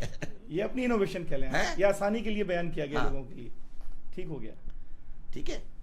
اچھا, اب بسم اللہ الرحمن الرحیم پہلی آیت کے لیں, آپ اس کی ترجمہ پڑھ لیں, ساروں کو اٹھا لیں, آپ کو 99.9% ایک ہی مطلب نظر آئے گا. ٹھیک ہے. اب ہمارے مولویوں کو یہ چاہیے کہ وہ 6300 آیتیں جو بالکل کامن ہے جس کا ترجمہ, وہ آپ کو دے. ٹھیک ہے. وہ آپ کو 6300 آیتیں کبھی نہیں بتاتا, وہ 300 بتاتا ہے. جن پہ تھوڑا سا جھگڑا رہتا ہے. نہیں, وہ آپ کو 300 بتاتا ہے جو جھگڑے والی ہیں. وہ 6300 تو کبھی آپ کو بتائے گا ہی نہیں. وہ آپ کو 6300 جو کامن ہے وہ تو کبھی آپ سے ڈسکس ہی نہیں کرے گا. جتنے مولوی ہیں وہ 6300 ڈسکس ہی نہیں کرتے. وہ صرف وہ ڈسکس کرتے ہیں جو 300 ہیں, یہ 250 275 ہوں گی. وہ آیتیں جس پہ آپس میں اختلاف ہے. فار ایگزامپل اختلاف ہے انما یرید اللہ لیذھب عنکم الرجس اہل البیت ویطہرکم تطہیرا. اب اہل بیت کا مطلب کیا ہے؟ ہم لوگ کہتے ہیں کہ اس میں اولاد ہے, بیویاں شامل نہیں ہیں. آپ لوگ کہتے ہیں بیویاں بھی شامل ہیں. اب اس پہ جھگڑا کریں گے. وہ یہ آیت کے اوپر ہم سب ایسی کی تیسی کر رہے ہوں ایک دوسرے کی. ٹھیک ہے. اس آیت پہ لگے ہوں گے. باقی 6300 آیتوں کے بارے میں گفتگو ہی کوئی نہیں ہوتی. اچھا, وہ جو 6300 آیتیں ہیں جی, وہ معاشرتی زندگی, طرز زندگی, اخلاقیات, مذہب کے حوالے سے. یار قرآن ہے بھائی, ہر چیز ہے اس میں. یعنی کہ جنرل ٹاک ہے, ہر چیز ہے اس پہ, ہر چیز ہے. آداب زندگی کہہ لیجئے, آداب زندگی نہیں, ہر چیز ہے نا یار. جو بھی قرآن مجید تو کتاب ہے جو آخر تک ہے, ہر چیز ہے نا. جو بھی ہے سب کچھ ہے. مگر اس کتاب میں جو اس 6300 میں جو لکھا ہوا ہے اس پہ کوئی اختلاف ہی نہیں ہے. مودودی بھی وہی کہہ رہے ہیں, شیعہ بھی وہی کہہ رہے ہیں, احمدی بھی وہی کہہ رہے ہیں, جو سب یہ کہہ رہے ہیں. مگر وہ تو آیا تھا, آپ نے ڈسکس ہی نہیں کرنی نا, وہ کیوں ڈسکس کریں گے؟ سر آپ نے ذکر کیا احمدی جماعت کا, جی, جو کہ اس وقت آئین پاکستان کے مطابق غیر مسلم کہلاتی ہے, اور ان کو جو ہے نہ تو عبادت گاہ بنانے کی, میرے حساب سے وہ مسلمان نہیں ہیں. میرے ذاتی حساب سے مسلمان نہیں ہیں. میرے ذاتی حساب سے اس لیے مسلمان نہیں ہیں کہ مسلمان ہونے کا بنیادی شرط ختم نبوت ہے, اور ختم نبوت پر وہاں پہ وہ ان کے ہاں اختلاف ہے. مسلمان نہیں ہے. قانون پاکستان بھی یہ کہتا ہے کیا کہ وہ غیر مسلم ہے. یس, بھٹو صاحب کے جو بھی ہے. میں بھٹو صاحب پہ نہیں جا رہا, میں نے بہت پڑھا ہے ان کی چیزوں کو. شاید آپ کو یہ بات پتا ہے کہ وہ اوریجنلی اکاؤنٹنٹ تھے. نہیں سر, وہ جو صاحب تھے وہ پہلے وہ سیالکوٹ کی کچہری میں اکاؤنٹنٹ تھے. اور یہ ایک گورے کی سازش تھی 1857 کی جنگ آزادی کے بعد. گورے کو یہ خوف ہو گیا تھا کہ مسلمان کیونکہ فوجی ذہن رکھتا ہے تو یہ کبھی بغاوت کر سکتا ہے. تو گورے نے ایک جماعت پروڈیوس کی جس کا بنیادی فلسفہ یہ تھا کہ اس نے جہاد کو نکال دیا مذہب سے. ان کا جو بنیادی فلسفہ ہے اس میں جہاد نہیں ہے, جو کہ ہمارے عقائد میں شامل ہے. نہیں, ہمارے اسلام کا حصہ ہے نا. ان کے یہ گوروں کا کی جماعت ہے. 2 آدمی تھے, 2 آدمیوں نے سب سے زیادہ مدد کی گوروں کی, جنہوں جب دہلی پر جنگ آزادی کے اندر گوروں کی فوج گئی, پنجاب سے 2 آدمیوں نے بہت زیادہ مدد کی گوروں کی, جو فوج نے جا کر دہلی پہ قبضہ کیا. ان 2 آدمیوں میں ایک آدمی کا نام تھا مرزا غلام مرتضیٰ, جو کہ مرزا غلام احمد کے والد صاحب تھے. اور ایک آدمی کا نام تھا شاہ محمود قریشی, جو کہ شاہ محمود قریشی کے گرینڈ فادر کے فادر تھے. یہ وہ جو لوگ ہیں جنہوں نے سب سے زیادہ سپورٹ، سب سے بڑی سپورٹ دی تھی انگلش آرمی کو ٹو کیپچر دہلی. مرزا غلام مرتضیٰ صاحب جو تھے یہ سب سے بڑے سپورٹر تھے انگلش آرمی کے ٹو کانکر دہلی. اس وجہ سے ان کے پاس یورپ میں بڑی فیسلٹیز ہیں. اور جو دوسرے خاندان کا آپ نے ذکر کیا وہ تو پاکستان کی سیاست میں فعال رہا. اور چلو وہ بھی ہے یار، یہ سارے اب آج تو سب بڑے ہو گئے نا یار، آج تو سب بڑے ہو گئے نا، آج تو سب بڑے ہو گئے نا. 1857 کی جنگی آزادی میں 1857 کی جنگی آزادی جو کہتے ہیں یا جو انگلش غدر کہتے ہیں، اس میں ہزاروں آدمی توپوں کے سامنے رکھ کے اڑا دیا گیا. ٹھیک ہے، کون تھے وہ کون تھے؟ کتنے لوگ تھے؟ کہاں سے آئے تھے وہ؟ ان کی اولادیں کہاں ہیں؟ ان کو آپ نہیں پوچھتے کوئی. جو گوروں کے سارے ٹاؤٹ ہیں وہ آپ کے لیڈر ہیں. ٹاؤٹ ہے نا سارے، ہیں یا نہیں ہے؟ بتا دیں مجھے. نہیں ہے تو آپ کا ایک نقطہ نظر ہے. نقطہ نظر کیا مطلب ہے؟ بتا رہا ہوں آپ کو. آپ مجھے بتائیں نا کون کون ٹاؤٹ ہے. آپ نام بتائیں میں بتاتا ہوں کون. آپ نام بتا دیں میں بتاتا ہوں کہاں سے آیا تھا. آپ ایک نام بتا دیں میں بتا دوں گا کہاں سے آیا تھا. سر انگریزوں نے جب میں آپ سے پوچھ رہا ہوں، آپ مجھے پاکستان کے ایک بڑے آدمی کا نام بتا دیں اور یہ بتاتا ہوں کہ آیا کہاں سے تھا. سر آپ کی معلومات کو تو چیلنج کرنا نہیں، میں معلومات چیلنج نہیں کر رہا. میں آپ کی کنسیپٹ نکالا جاتا ہوں کہ مسلم لیگ جو تھی، مسلم لیگ ایک واقعہ ہوا تھا 1919 میں جلیانوالہ باغ میں. ٹھیک ہے، اس جلیانوالے باغ میں ہزاروں سے زیادہ آدمی مر گیا تھا. بالکل ٹھیک ہے، اسٹریٹ فائرنگ کی گئی تھی اس میں. اسٹریٹ فائرنگ امرتسر میں ہوا تھا. جی ہاں. علامہ اقبال کہاں رہتے تھے؟ سیالکوٹ، لاہور میں. کوئی نظم ہے اس واقعے پہ؟ جی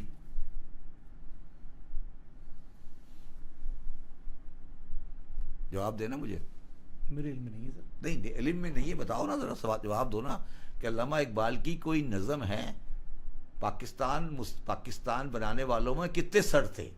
سر عبداللہ ہارون، سب سر تھے نا. یعنی کہ آپ کہنا چاہ رہے ہیں کہ سب خطابات انگریز کی طرف سے جن کو دیے گئے بھائی یہ انگریزوں کی پارٹی تھی، اور جو اصل آپ کے مطابق شہید تھے وہ کہیں نہیں ہیں. جنہوں نے انگریزوں سے لڑائی، شہید کہہ لیں، جنہوں نے انگریزوں سے لڑائی لی، غلط یا صحیح؟ مزاحمت کی، لڑائی کی، غلط یا صحیح؟ وہ تو پاکستان کی تاریخ میں ہے ہی نہیں نا. وہ تو نہیں ہے نا. کہاں ہے بتائیں، ایک آدمی بتا دیں مجھے. کوئی، یہ سارے سر تھے نا، قائد اعظم محمد علی جناح تو ایک دن بھی جیل نہیں گئے نا کبھی. وہ تو ان کی دور اندیشی اور سیاسی فہم تھا. آپ کی میں اس پہ آپ سے کسی الگ پروگرام کروں گا. ٹھیک ہے نا. تو لیاقت علی خان بھی نواب تھے، ناظم الدین بھی سر تھے، سارے ہی سر تھے نا. کون سر؟ محمد یامین صاحب بھی سر تھے، نواب اسماعیل خان بھی سر تھے. کون نہیں تھا بتائے نا مجھے. آغا خان بھی یہ تھے. تو سارا، میں یہ نہیں کہہ رہا اچھے یا برے لوگ نہیں تھے، میں یہ کہہ رہا ہوں they were closer to Europe, to Britishers. Right sir. یعنی کہ آپ کے کہنا یہ کہ جو اصل پس پردہ جو آپ یہ کہہ رہے ہیں کہ نہرو اور گاندھی، ابوالکلام آزاد بیوقوف تھے جو جیل چلے گئے، جناح صاحب عقل مند تھے جو جیل نہیں گئے. یہ کہہ رہے ہو تو مجھے یہ کہہ رہے ہو نا، تو مجھے یہی کہہ رہے ہو نا کہ یار یہ دور اندیش نہیں تھے، وہ جیل نہیں گئے، وہ بیچارے بیوقوف تھے، وہ تینوں جیل چلے گئے. یہی کہہ رہے ہیں آپ. کتنے عرصے نہرو جیل میں رہے پتہ ہے آپ کو؟ گاندھی بھی اسی طرح کا آدمی تھا، وہ جا کے جیل میں چلا گیا، پونا کے محل میں رہتا تھا جیل میں. وہ بھی اسی طرح کا آئٹم تھا، وہ ایک الگ آئٹم تھا. میں یہ کہنے کی کوشش کر رہا ہوں کہ تاریخ کو پھر صحیح پڑھو. تو یہ کہنا کہ پاکستان کی تحریک کے پیچھے کوئی، تحریک کے اندر کوئی جذباتی لوگ تھے یا انہوں نے کوئی قربانیاں دی تھی، کون سی قربانیاں؟ مجھے بتائیں نا، قربانیاں بتائیں نا، کس کی قربانیاں؟ میں آپ کے پروگرام لیاقت علی خان صاحب جب شہید ہوئے تو ان کی شیروانی میں سوراخ تھا. ارے بھائی میں یہ کہہ رہا ہوں کہ میں صرف آپ سے کہنے کی کوشش کر رہا ہوں کہ 46 میں کس نے ووٹ دیا تھا پاکستان کے لیے؟ یہ پوچھ رہا ہوں آپ سے. میں سندھ نے نہیں دیا. سندھ کی تو برابر ووٹنگ تھی. میں یہی تو بتا رہا ہوں آپ کو. سندھ کے اندر برابر آگے تھے. سندھ میں اپوزیشن اور مسلم لیگ برابر تھی. ایک بھی صوبے میں مسلم لیگ کو ووٹ نہیں ملا. سارے ووٹ جو ملے تھے وہ ان صوبوں سے ملے تھے جہاں مسلمان کی، جو پاکستان کا حصہ نہیں ہے. اور جو اب جس کو آپ بنگلہ دیش کہتے ہیں. نہیں بنگلہ دیش نہیں، وہ تو الگ ہے. جو یو پی، بہار، سی پی، راجستھان وہاں ملے تھے، اور وہ شامل ہی نہیں ہوئے پاکستان جی میں. ان کو پتا تھا کہ پاکستان میں شامل نہیں ہوں گے، پھر بھی انہوں نے مسلمانوں کو ملک بنا کے دیا. اچھا، ان کو پہلے سے علم تھا اس بات کا؟ 100% یقین تھا. یو پی میں تو صرف مسلمانوں کی تعداد 19% تھی، انہیں پتا تھا کہ ہم پاکستان نہیں جائیں گے. جو مائگریٹرس یہاں پہ آئے وہاں سے، وہ تو الگ، وہ تو ایک تھوڑے سے تھے نا. جو لوگ یو پی میں ووٹ ڈال رہے تھے مسلم لیگ کو، کیا انہیں پتا نہیں تھا کہ ہم یہ پاکستان یہاں نہیں بنے گا؟ پتا تھا نا. انہوں نے کیوں بنایا پاکستان؟ تمہارے خیال میں کیوں بنایا؟ تمہارے خیال میں کیوں بنایا؟ مسلمانوں کو ایک الگ خطہ مل سکے مذہبی آزادی کے ساتھ رہنے کا. اپنے کے لیے نہیں، کسی اور کے لیے. Exactly. اسے قربانی کہتے ہیں. درخت لگایا آنے والے کو سایہ مل سکے، نسل کو. نہیں، قربانی کس نے بھائی کے لیے دی؟ بھائی کے لیے دی. یہ کہہ رہا ہوں میں آپ Exactly, کو. صحیح فرمایا. تو یہ سمجھ آئے تو بھائی نے اس کا لحاظ کیا. بھائی تو چھوڑ کے یہاں آ گیا، اور قائد اعظم نے آگے بیان دے دیا کہ جو ہو رہا ہے اب آپ انڈینس ہیں، جو دل چاہے جو آپ خود بھگتے ہیں وہاں جا کے. یہ بیان تھا نا. سر اب آپ سے میں جاتے جاتے ایک آخری بات پوچھنا چاہوں گا. پاکستان کے اندر ایک بڑی تعداد ان لوگوں کی بھی رہتی ہے جو کہ غیر قانونی طور پہ یہاں پہ آئے اور کہہ لیجیے کہ اللیگل امیگرنٹس ہیں. اس وقت ایک بڑا سوال یہ چل رہا ہے کہ ان کو واپس بھیجنا چاہیے یا نہیں، اور حکومت سندھ نے بھی اس حوالے سے کہہ دیا، ایک ڈیڈ لائن بھی غالباً 30 مارچ تک کی دے دی ہے. کیا آپ کو لگتا ہے کہ عملی طور پہ ایسا ممکن ہو پائے گا؟ ممکن نہیں ہے. دیکھیے بات یہ ہے کہ ہمارے ہاں ہم نے اپنے سیاسی معاملات کے لیے اپنی سوسائٹی کو خراب کر دیا. جب ہم نے 79 میں جب ہم نے بارڈر کھولا افغان وار کے لیے، تو ہم نے کہا جو مرضی آ جائے. میں کہیں پڑھ رہا تھا 33 ملکوں کے لوگ پاکستان میں رہتے تھے جو جنگ لڑ رہے تھے افغانستان میں، آذربائیجان سے اور پتہ نہیں کہاں سے ازبک، تاجک. ٹھیک ہے، اب وہ کہاں جائیں گے واپس؟ ٹھیک ہے. اور افغانستان کی اسٹیبلٹی اس میں یہ ہے کہ وہ انسٹیبل کبھی اسٹیبل نہیں ہو. اب میری بات سمجھ رہے ہیں؟ تھوڑا سا ایلیبریٹ کریں سر پلیز. نہیں، افغانستان کی اسٹیبلٹی کا مطلب ہے کہ وہاں اسٹیبلٹی نہیں ہو. ان کا کلچر یہ ہے کہ وہاں کبھی اسٹیبلٹی نہیں ہونی چاہیے. جس میں اسٹیبلٹی ہے افغانستان ٹوٹ جائے گا. آپ سمجھیں میری بات؟ افغانستان کبھی تاریخ میں اسٹیبل گورنمنٹ نہیں رہی، نہ کبھی بنے گی. شاہ افغانستان کے دور میں بھی ایسا تھا. شاہ افغانستان کے پاس کیا پاور تھی؟ کبھی نہیں تھی. قبیلوں کی جرگہ ہوتا تھا. کبھی الیکشن ہوا؟ کبھی تاریخ افغانستان میں الیکشن ہوا؟ تراکائی وراگا کراتے تھے، کوئی الیکشن ہوا کبھی؟ تو افغانستان ایک ملک نہیں ہے، وار لارڈ کا کمبینیشن ہے. کیا اس کی وجہ اس کی جغرافیائی لوکیشن ہے؟ نہیں. یا اس کے سیاسی مقاصد ہیں؟ نہیں، وہ آپ سمجھے نا کہ وہ ایک درمیان کا علاقہ ہے. اور میں تو اس نتیجے پہنچا ہوں کہ ان کو گوروں نے جان کے خراب کیا تھا کہ رشیا کو خراب کرتے رہے. وہ کیا اس کے کچھ ثمرات بھی اس کو ملے یا ملے؟ رشیا ٹوٹ گیا. ملا نا، کیوں نہیں ملا؟ بسم اللہ الرحمن الرحیم. السلام علیکم. 5 نیوز پوڈ کاسٹ کے ساتھ آپ کا ہوسٹ صلاح انور حاضر خدمت ہے. آج کے ہمارے مہمان نابغہ روزگار بھی ہیں. سب سے زیادہ کہہ لیجئے کہ اس پوڈ کاسٹ کے اندر معنی خیز اور سب سے زیادہ پر اثر گفتگو کا بھی حامل انہی کو کہا جائے گا، کیونکہ ان کا جو علم و کلام ہے وہ نہ صرف پاکستان بلکہ پوری دنیا کے لیے ایک مثال ہے. حکومت پاکستان کی طرف سے ان کو چیئرمین FBR کے عہدے پہ فائز کیا گیا، اور ساتھ ہی ساتھ اپنے شعبے کے اندر مہارت ہونے کے ساتھ ساتھ یہ موجودہ حالات اور اس کے تناظر میں بھی ایک وسیع گرفت رکھتے ہیں. آئیے ان کا تعارف آپ کو کراتا ہوں. جناب شبر زیدی صاحب، السلام علیکم سر. وعلیکم السلام. ویلکم ٹو دا شو سر. خیریت سے ہیں آپ؟ اللہ کا شکر. سر سب سے پہلے تو آپ کو بہت بہت مبارکباد ہو.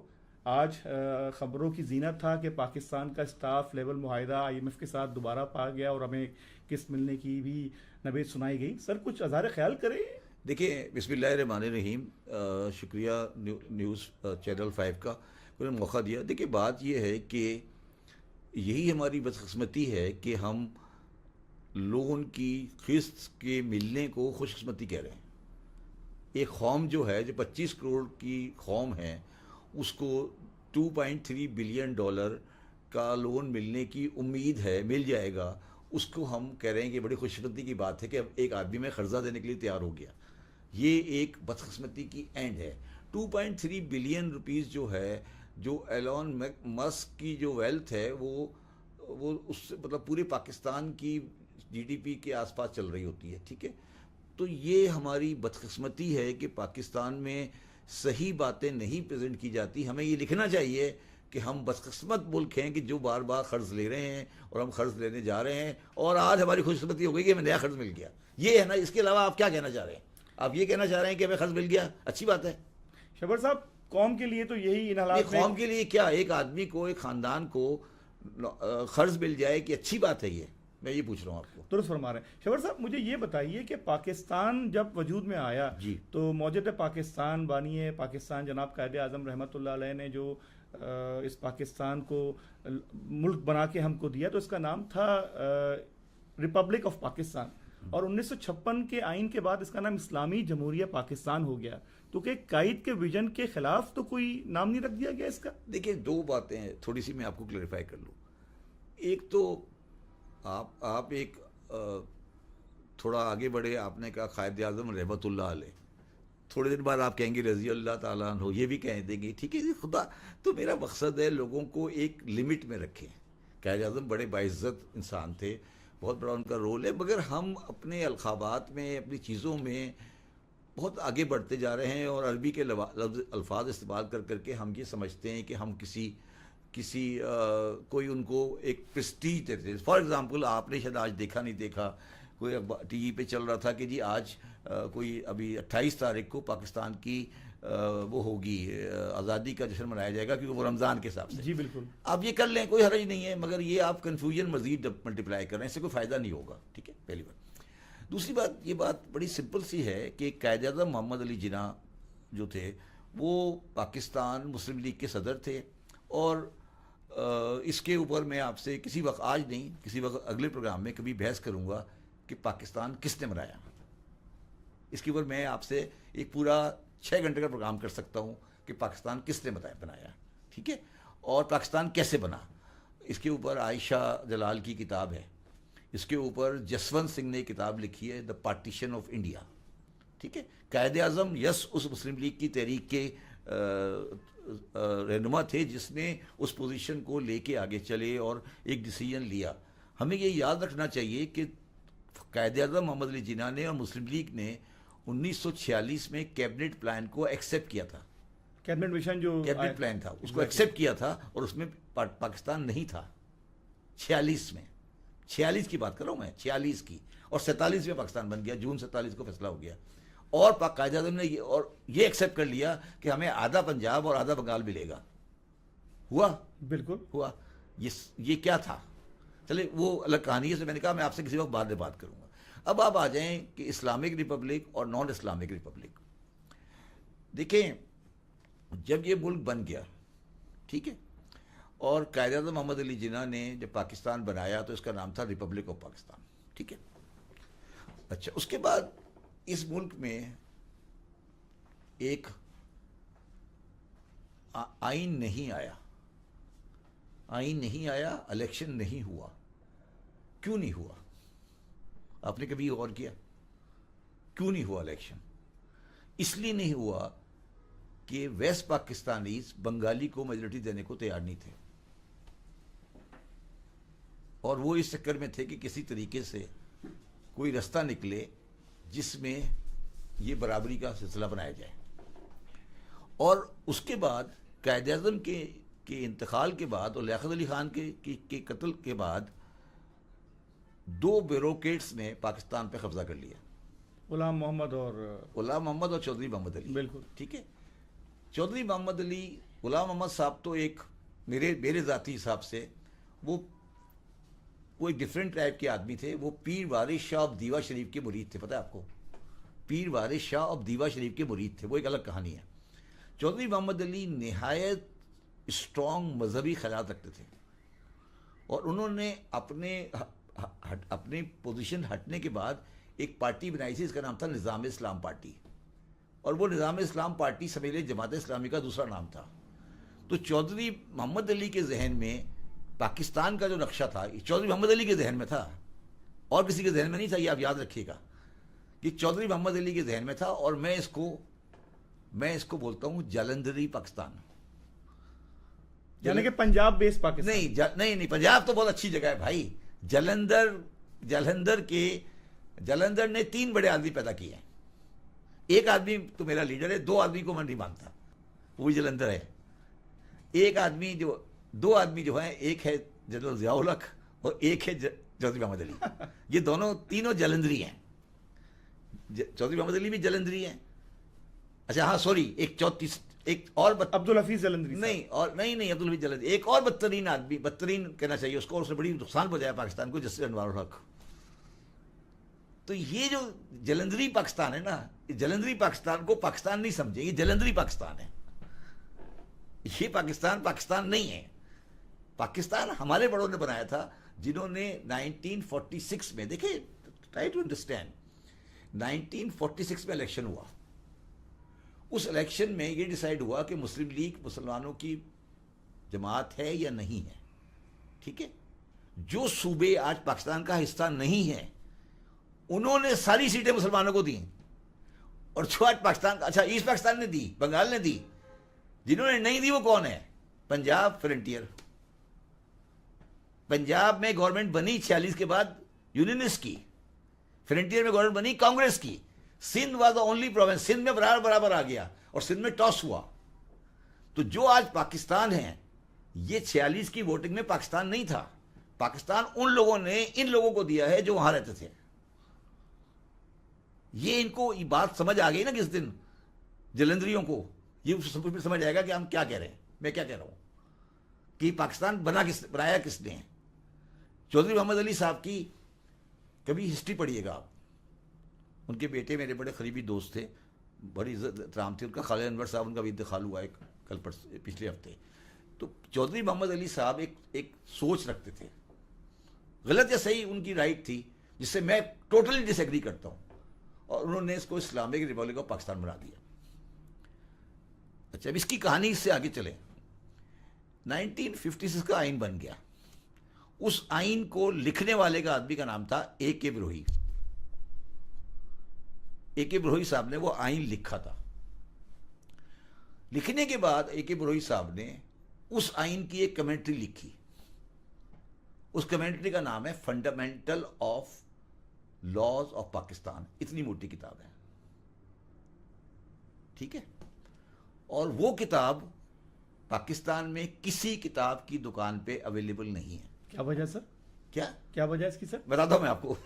کسی کتاب کی دکان پہ اویلیبل نہیں ہے. بروہی صاحب نے اپنی زندگی میں اس کتاب کو ضائع کروا دیا. انہوں نے کہا اس کتاب کو پبلک نہیں کرو. اور وہ کتاب اتنی اچھی کوالٹی کی کتاب ہے کہ باہر کی یونیورسٹیوں میں کانسٹیٹیوشنل لاز کے اوپر وہ کتاب پڑھائی جاتی ہے. میں نے ایک بندے کو کہہ دیا, ایک دفعہ آکسفورڈ کا ایک پروفیسر تھا, میں نے کہا یار یہ کتاب لکھی ہے بروہی صاحب نے. کہا نہیں سر, سوال ہی پیدا نہیں ہوتا, یہ تو کوئی کتاب ہی نہیں ہے, بٹور صاحب کی کتاب ہی کوئی نہیں ہے. وہ آکسفورڈ سے کراچی آ گیا میرے پاس. اس نے مجھے کہا سر آپ کہہ رہے ہیں کتاب لکھی ہے, میں نے اس کو کتاب دکھا دی, میرے پاس ہے کتاب. وہ میں نے کہا یہ کہاں سے آئی, مجھے پوچھ لگا یہ کہاں سے آئی. میں نے کہا جی میں نے پاکستان لا ہاؤس سے خریدی ہے. اس نے مجھے کہا کہ اس نے کسی ایک کی کتاب لے کے فوٹو کاپی کرائی ہوئی بائنڈنگ بنائی ہے. میں نے وہ پاکستان لا ہاؤس سے 2 کتابیں خریدی, اور ایک بزنس ریکارڈر کے وامق صاحب کو دے دی, ایک میں نے خود رکھ لی. بروہی صاحب کی جو بہن تھی وہ قائم علی شاہ صاحب کی بیوی تھی.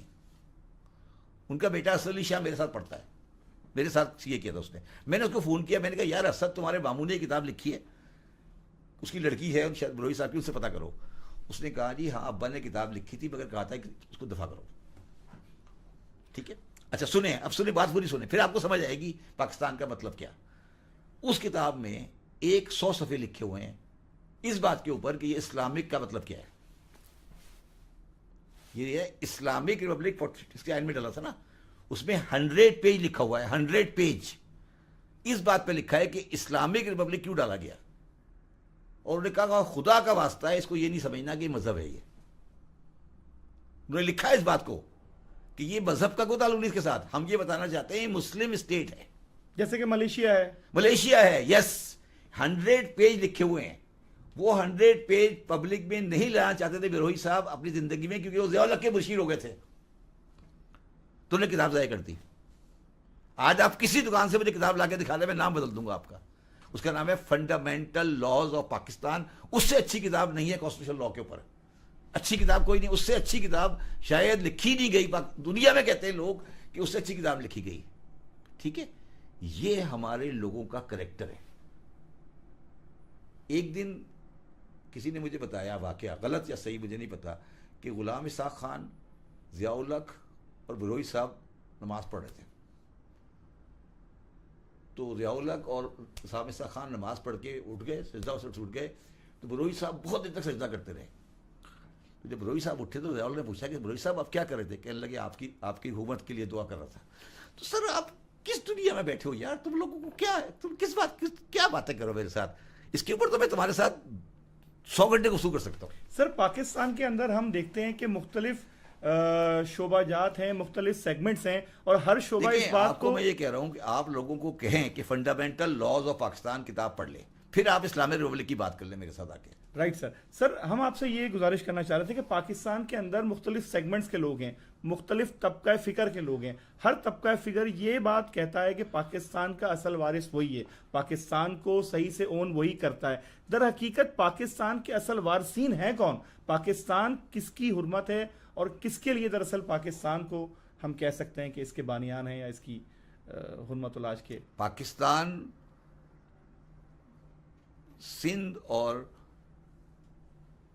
پنجاب کے جاگیرداروں کے اور ان لوگوں کے جنہوں نے لون لیے ہوئے تھے ہندوؤں سے, ان کی سیکورٹی کے لیے بنایا گیا تھا. یہ تو آج آپ بہت بڑا راز افشاں کر رہے ہیں سر. راز کیا مطلب؟ راز کیا؟ یہ میرا بھی پوائنٹ آف ویو ہے. راز کی کیا بات ہے؟ اس کی کوئی دلیل ہے آپ کے پاس؟ دلیل یہ ہے کہ 1947 میں 74% of the property of Lahore was owned by Hindus. آج لاہور میں ایک بھی ہندو نہیں رہتا, ایک بھی گھر نہیں ہے.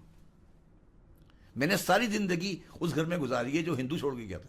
لاہور کے تو ہندو, کرشن نگر, دھرم پورا. میں یہ کہہ رہا ہوں میرے پاس آج بھی میری ریڈنگ ٹیبل جو ہے نا, ریڈنگ ٹیبل آج 2025 میں جو آج میرے پاس ریڈنگ ٹیبل ہے, وہ ریڈنگ ٹیبل ہے جو ہمارے اس ہندو کو چھوڑ کے گیا تھا, جو 47 میں وہ گھر چھوڑ کے گیا تھا. وہ ہمارے پاس ریڈنگ ٹیبل ہے, آج بھی ہے. تھی اب وہ ہم نے بھیج دیا گھر, وہ ریڈنگ ٹیبل آج بھی ہمارے پاس ہے. 74% of the property in Lahore was held by Sindh کے تمام زمیندار ہندو بنیوں کے تحت کے ہاتھوں قرضدار تھے یا نہیں تھے؟ آپ پوچھ لیں. جائیں ہائی کورٹ میں نکال کے دکھائیں کہ ہائی کورٹ میں کس کے پاس کتنی زمینیں تھیں, کیا ہوا سندھ میں, کیا ہوا, کیا آپ بتائیں کیا ہوا, کیا حالات تھے مسلمانوں کے فائنینشیل جب پاکستان بنا ہے؟ میں آپ سے یہ پوچھ رہا ہوں. سر ہمیں تو یہ سننے کو ملتا ہے کہ یہ ہماری پشتینی زمینیں ہیں, آبائی جاگیردار ہیں. میں آپ سے یہ پوچھ رہا ہوں نا, اس کو چھوڑ دینا, آبائی جاگیردار ہے. میں یہ پوچھ رہا ہوں لاہور کے گھر کس کے تھے؟ ڈیوس روڈ کس کا تھا؟ ایجنٹ روڈ کس کا تھا؟ مال روڈ کس کی تھی؟ مال روڈ پہ کتنے گھر مسلمانوں کے تھے یہ بتا دینا مجھے. لاہور میں مال روڈ ہے نا, مال روڈ پہ کتنے گھر ہندوؤں کے تھے, کتنے مسلمانوں کے تھے, پتہ کر لو, چیک کر لو جا کے. اور یہ جو ہمیں تاریخ پڑھائی جاتی ہے کہ پاکستان دراصل ایک ایسا خطہ ہوگا جہاں مسلمان آزادی کے ساتھ رہیں گے, اپنی پریکٹسز کو, اسلام کو فلرش کریں گے. کر تو رہے ہیں یار. بقرعید کے دن گائے کاٹ کے سڑک پہ پھینکتے, سر پھینک دیتے, اور کیا کریں گے؟ اور تمہیں کیا چاہیے؟ اور تمہیں کیا چاہیے؟ فٹ پاتھ پہ افطاریاں کر رہے ہیں, اور کیا چاہیے؟ اور کون سا اسلام تمہیں چاہیے؟ تمہیں کیا چاہیے؟ تم کیا چاہ رہے ہو؟ تمہیں کون سا اسلام چاہیے؟ تم کیا کہنا چاہ رہے ہو؟ گائے کاٹتے ہیں, سڑک پہ پھینک دیتے ہیں, افطاریاں چک کر رہی ہیں, تراویاں چل رہی ہیں, نمازیں چل رہی ہیں. پریشانی کیا ہے؟ کیا پریشانی ہے؟ تم ہنس کیوں رہے ہو؟ سر اسلام کی جو اصل, کیا اسلام کی اصل ہے؟ یہی اسلام کی اصل ہے. اور کیا اصل بتاؤ نا. سر اصل جو اسلام کی کیا رسول اللہ کا جو پیغام ہے, انسانیت کا, رواداری کا, ایک دوسرے کے ساتھ ایثار کا, ہو تو رہے, دوسرے کو افطاری کرا رہے ہیں, اور کیا کریں یار, جان دے دیں. افطاری کرا رہے ہیں, غریبوں کو افطاری کرا رہے ہیں, بکرے کا گوشت کھلا رہے ہیں. جو بکرے کا گوشت سوچ بھی نہیں سکتا اس کو بکرے کا گوشت کھلا رہے ہیں. کیا کریں؟ مسجد میں اے سی لگائے ہوئے ہیں, مسجد میں ٹھنڈا پانی ہے, اور کیا کریں؟ جان دے دیں. سر یہ تو سب آسانیاں ہیں, یہ تو سہولت ہیں. تو کیا کریں؟ اور ہم تو دراصل اس اسلام کو ڈھونڈنے کے لیے بیدار بیٹھے ہیں کہ جو کہ رسول اللہ کا پیغام تھا. اس کے لیے پھر آپ کو سویڈن جانا پڑے گا. غیر مسلم ملک سویڈن, اسلام ڈھونڈنے سویڈن, جو کہ ہاں اس لیے سویڈن جانا پڑے گا. سعودی میں بھی ملے گا آپ کو. سعودی میں تو خیر چھوڑ دینا, ایران میں بھی نہیں ملے گا. وہاں ہالینڈ میں ایک بندہ قتل ہو گیا. ہالینڈ میں ایک بندے نے قتل کر دیا. تو انہوں نے یہ انالائز کیا کہ یہ بندے نے قتل کیوں کیا ہے, کیا وجوہات تھیں. اور آپ کو پتہ ہے ہالینڈ میں جیلیں توڑی جا رہی ہیں کہ مجرم نہیں ہے. پتہ ہے آپ کو یہ بات؟ وہاں جیلیں توڑی جا رہی ہیں کہ مجرم ہی نہیں ہے, خالی پڑی رہتی ہیں. ہمارے یہاں بندے آئے سعودی عرب میں ٹکا ٹک گردنیں کاٹ رہے ہیں. تو تم کس دنیا میں رہ رہے ہو؟ سر یہ تو قرآن کا قانون ہے کیا کہ جب کوئی شخص جرم کا مرتکب ہوتا ہے تو پھر اس کے لحاظ سے قرآن کے اصول کے مطابق چوری کا ہاتھ کاٹا جاتا ہے اور قرآن و حدیث پہ عمل کرایا کتنے جاتا ہے. ہاتھ کاٹے تھے رسول اللہ صلی اللہ علیہ وسلم نے؟ بتا دو, لسٹ بتاؤ ذرا, مجھے نکال کے بتاؤ لسٹ.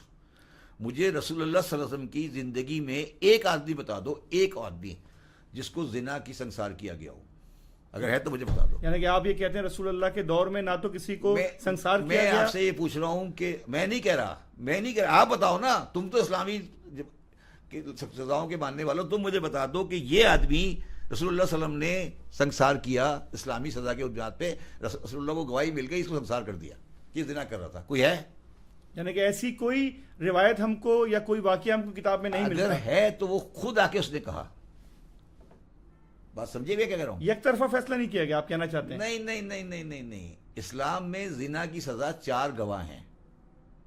کوئی کیس ہوا رسول اللہ کے زمانے میں 4 گواہ کا؟ میں آپ سے یہ پوچھ رہا ہوں. اور یہ جو ارے دوسری یار آگے چلو, آگے نہیں جاؤ, ابھی صرف یہ بتاؤ اتنی آگے کیوں جا رہے ہو؟ 4 گواہ زنا کا کوئی کیس ہوا؟ سر اس موضوع پہ تو کوئی یار میں آپ سے سمپل سوال کیا, میں نے آپ اتنی لمبی کہانی نہیں دو مجھے سے بتاؤ. 4 گواہ کے ساتھ زنا پہ کوئی سزا رسول اللہ نے دی نہیں دی؟ میرے علم میں ہاں نہیں. یا نا, ختم ہو گئی بات, میرے علم میں نہیں. ختم ہو گئی, قصہ ختم ہو گیا. پھر آپ کیوں پریشان ہو؟ لیکن ہم تو وہی بات کریں نہیں گے نہ تو جو کہ 4 گواہ ہوں, نہ کبھی 4 گواہ ہوں گے, نہ سزا ہوگی. جوش میں علی آبادی نے کہا ہے کہ یہ سزا زنا کی نہیں ہے, یہ بےوقوفی کی سزا ہے. یہ سزا بےوقوفی کی ہے, زنا کی نہیں ہے. تو بھائی آپ سزاؤں کو, حدود کو اسلام نہیں سمجھو. میں آپ سے یہی پوچھ رہا ہوں نا کہ رسول اللہ صلی اللہ علیہ وسلم کی زندگی میں گواہی کی بنیاد پر کتنے لوگوں کو زنا کی سزا دی گئی, مجھے یہ بتا دو. جتنے بھی سزا دی گئی, ایک آدھ واقعہ جو ہے وہ کنفیشن کا ہے, وہ خود آیا. یعنی کہ خود پیش کیا ہے, ہاں, ایڈمٹ عورت کیا. نے شاید ایک عورت کا واقعہ, اس نے خود رسول اللہ نے منع کر دیا, جاؤ, اس کا بچہ ہونے کے بعد اس کے بعد آ جانا. خود اس نے کنفیشن کیا. کیونکہ آپ رحمت للعالمین ہیں, جی یہ میں کہہ رہا ہوں. نور کائنات ہیں, نور اچھا. مجسم ہیں, اچھا. امت کے لیے, جی. پوری کائنات کے لیے. اچھا مجھے ایک اور بات بتا دیں, آپ بڑے پڑھے لکھے مسلمان لگتے ہیں مجھے. رسول ایک آدمی بتائیں جس کو رسول اللہ صلی اللہ علیہ وسلم نے تلوار سے قتل کیا ہو, ایک بندہ بتا دیں. 82 غزوہ میں شرکت کی آپ نے, 82 غزوات میں رسول اللہ صلی اللہ علیہ وسلم نے شرکت کی ہے, بنفس نفیس خود, خود بذات خود پرسنلی. یعنی کہ سرایا کی بات نہیں ہو رہی, غزوات کی بات ہو رہی. غزوات کی بات, 82 کے قریب غزوات ہیں جی. ان میں کسی ایک بندے کو بندہ آگے یہ کہہ دے کہ مجھے رسول اللہ صلی اللہ علیہ وسلم نے قتل کیا ہے. کبھی تلوار کو ہاتھ ہی نہیں لگایا. یہ ہے رحمت اللہ عالمین. شبر زیدی صاحب, بریک سے پہلے ہم کچھ گفتگو کر رہے تھے رحمت للعالمین صلی اللہ علیہ وآلہ وسلم کی رحم دلی کا. یہ رحم دلی آگے کے ان کے کہہ لیجئے کہ پیش رو میں اور ان کے جو آنے والے لوگ رہے ان میں کس حد تک رہی اور کس طریقے سے پھر اس کی انٹرپریٹیشن آج کے دور میں نظر آتی ہے, کچھ اس پہ بیان کریں. دیکھیں ایک بات ہمیشہ یاد رکھیں جو لوگ سمجھتے نہیں ہیں, دنیا میں سارے مذاہب انکلوڈنگ اسلام, وہ مذہب آتا ہے غریبوں کے لیے اور انصاف کے لیے. ہر مذہب, دنیا کا ہر مذہب, کوئی ایسا مذہب نہیں ہے جس نے امیروں کے تھرو اسٹارٹ, جو امیروں کو پروٹیکٹ کرتا ہو. وہ ہمیشہ غریبوں کے ساتھ اٹھتا بیٹھتا ہے. گوتم بدھ لے لیں, رسول اللہ صلی اللہ علیہ وسلم لے لیں, حضرت عیسیٰ لے لیں, کوئی بندہ, کوئی مذہب دنیا کا ایسا نہیں ہے جو غریب آدمی کے ساتھ نہیں چلا ہو. کبھی امیر آدمی کے لیے نہیں آتا مذہب ہو. یہودیت کے لیے بھی آپ کو یہ خیال ہے؟ یہودیت کا بھی یہ پوزیشن ہے. وہ عام یہودی تھے, ان کے بادشاہ نہیں تھے. حضرت موسیٰ کے ساتھ جو گئے تھے وہ یہودیت عام یہودی تھے, وہ کوئی بادشاہ نہیں ہوتے. مذہب اللہ تعالیٰ کا آتا ہی غریب اور عام آدمی کے لیے ہے. اسلام سمیت جب بھی مذہب کا لانے والا انتقال کرتا ہے تو جو امیر آدمی جن کے خلاف وہ مذہب آیا ہوتا ہے وہ جا کر اس مذہب کو ٹیک اوور کر لیتے ہیں. یہ تمام مذاہب کی تاریخ ہے. اسلام میں بھی ایسا ہوا ہے؟ اس سے زیادہ ہوا اسلام میں. اسلام میں اس سے زیادہ ہوا. اسلام میں اس سے زیادہ ہوا. اسلام میں نے مجھے ایگزیکٹلی ان صاحب کا نام نہیں پتا کہ ایک صاحب تھے جن کا جب ورثہ جو رسول اللہ صلی اللہ علیہ وسلم کے انتقال کے کچھ عرصے بعد تھے, جب ان کا ورثہ تقسیم ہوا تو سونے کو کلہاڑی سے کاٹا گیا. بڑے مشہور آدمی تھے, ٹھیک ہے. اور یہ وہ مسلمان ہیں جو ہجرت کے وقت ان کے پاس کھانے کو نہیں تھا، ٹھیک ہے نا. تو یہ اسلام میں تو سب سے زیادہ ہوا، اور اسلام میں تو یہ ہوا کہ رسول اللہ صلی اللہ علیہ وسلم جو تھے ان کا انتقال ہوا سن 11 ہجری میں، ٹھیک ہے. اور 11 ہجری میں آپ دنیا سے پردہ کر گئے. قائد اعظم 1943 میں چلے گئے پاکستان سے، ٹھیک ہے، 48 میں. آج قائد اعظم کو کوئی بندہ کھڑے ہو کے گالی دے تو لوگ پکڑ کے اس کی ٹھکائی لگا دیں گے، ٹھیک ہے. رسول اللہ کے 11 ہجری کے بعد 50 سال کے بعد سن 61 ہجری میں ایک ان کی تخت پہ ایک بندہ آ کے بیٹھا، اس کا نام یزید تھا. یہ کتنے ڈیوریشن کی بات ہے؟ 50 سال، 61 50 سال ہوئے نا، پورے ہاف سینچری. اس نے آ کے کہا نہ کوئی وحی آئی تھی نہ کوئی فرشتہ آیا تھا، یہ تو بنی ہاشم کا اقتدار حاصل کرنے کے لیے ایک دھوکہ تھا، نعوذ باللہ من ذالک. نعوذ باللہ. اور یزید کے نام کا خطبہ مدینے کی مسجد میں پڑھا جاتا تھا، ٹھیک ہے.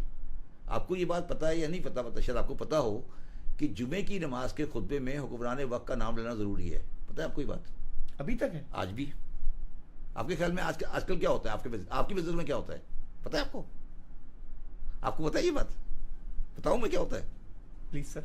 آپ کی مسجدوں میں یہ ہوتا ہے کہ آپ 4 خلفاء کا نام لیتے ہیں، اس کے بعد امام حسن حسین کا نام لے کے ختم کر دیتے ہیں. آپ جائیں جمعے کی نماز میں تو آپ کے خطبے کے اندر 4 خلیفہ راشدین کا نام لیا جاتا ہے، اس کے بعد امام حسین کا نام لیا جاتا ہے اور خطبہ ختم کر دیا جاتا ہے ایز اے حکمران. ہمارے شیعوں کے مسجد کے اندر 12 اماموں کا نام لیا جاتا ہے. جمعے کے خطبے کے لیے ضروری ہے کہ حاکم وقت کا نام لیا جائے. یہ اسلامی شریعت کہتی ہے؟ اسلامی شریعت کا حصہ ہے. یہ کہاں ہو رہا ہے؟ ہر جگہ ہو رہا ہے، سوائے پاکستان کے؟ ہر جگہ نہیں، ہر جگہ ہوتا ہے. پاکستان میں بھی ہوتا ہے؟ یہی تو میں عرض کروں، آپ جمعے کی نماز پڑھیں نا، خطبہ سنیں نا جا کے کبھی کسی وقت، خطبے کے اندر حکمران وقت کا نام لینا، شرعی حکمران کا، یہ نہیں مودی کا نہیں، شرعی حکمران وقت کا نام لینا ضروری ہے. تو سر شرعی حکمران کا نام بتایا تو صحیح، 4 خلفاء، اس کے بعد امام حسن امام حسین پہ کام چلا رہے ہیں نا ہم لوگ. تو میں یہ کہہ رہا تھا کہ یزید کا خطبہ پڑھا جاتا تھا مدینے میں رسول اللہ کے 50 سال کے بعد. کسی مائی کے لال میں ہمت کیوں نہیں ہوئی کہتا کہ یہ کیا ہے؟ اور اسے کب تک رہا؟ کتنا عرصے رہا؟ 100 سال حکومت رہی بنی امیہ کی. 100 سال، 90 سال 90 سال حکومت رہی بنی امیہ کی. 90 سال رسول اللہ علیہ وسلم کے بعد. اور رسول اللہ علیہ وسلم کے بعد چوتھے خلیفہ امام حسن کے بعد 5ویں خلیفہ کا مانے کسی خلیفہ کے نام کے ساتھ، آپ نے ابھی کہا نا رحمت اللہ علیہ، قائد اعظم کے ساتھ کہا نا، آپ نے کبھی ہارون رشید کے ساتھ کہا؟ آپ نے کبھی عبد الملک مروان کے ساتھ کہا؟ کبھی آپ نے مامون رشید کے ساتھ رحمت اللہ علیہ کہا؟ کبھی آپ نے معتصم باللہ کے ساتھ رحمت اللہ علیہ کہا؟ یہ ان کے حالات تھے. یہ مسلمانوں نے کہا یار یہ ہمیں قبول ہی نہیں ہے کسی حال میں بھی. آج کسی بھی خلیفہ کے نام کے آگے جو امام حسن کے بعد خلیفہ بنے، کسی کے آگے رحمت اللہ بھی نہیں لگا ہوا. رضی اللہ تو بات کی بات ہے. کوئی کتاب دکھا دیں جس میں کسی خلیفہ کے نام کے ساتھ رحمت اللہ لکھا ہو یا رضی اللہ لکھا ہو. ایک خلیفہ درمیان میں آیا عمر عبد العزیز، وہ ذاتی کردار کی بنیاد پر ان کا نام رضی اللہ ہوا تھا، مگر باقی یزید کے بعد خلیفہ کون بنا؟ آپ کے خیال میں کون بنا؟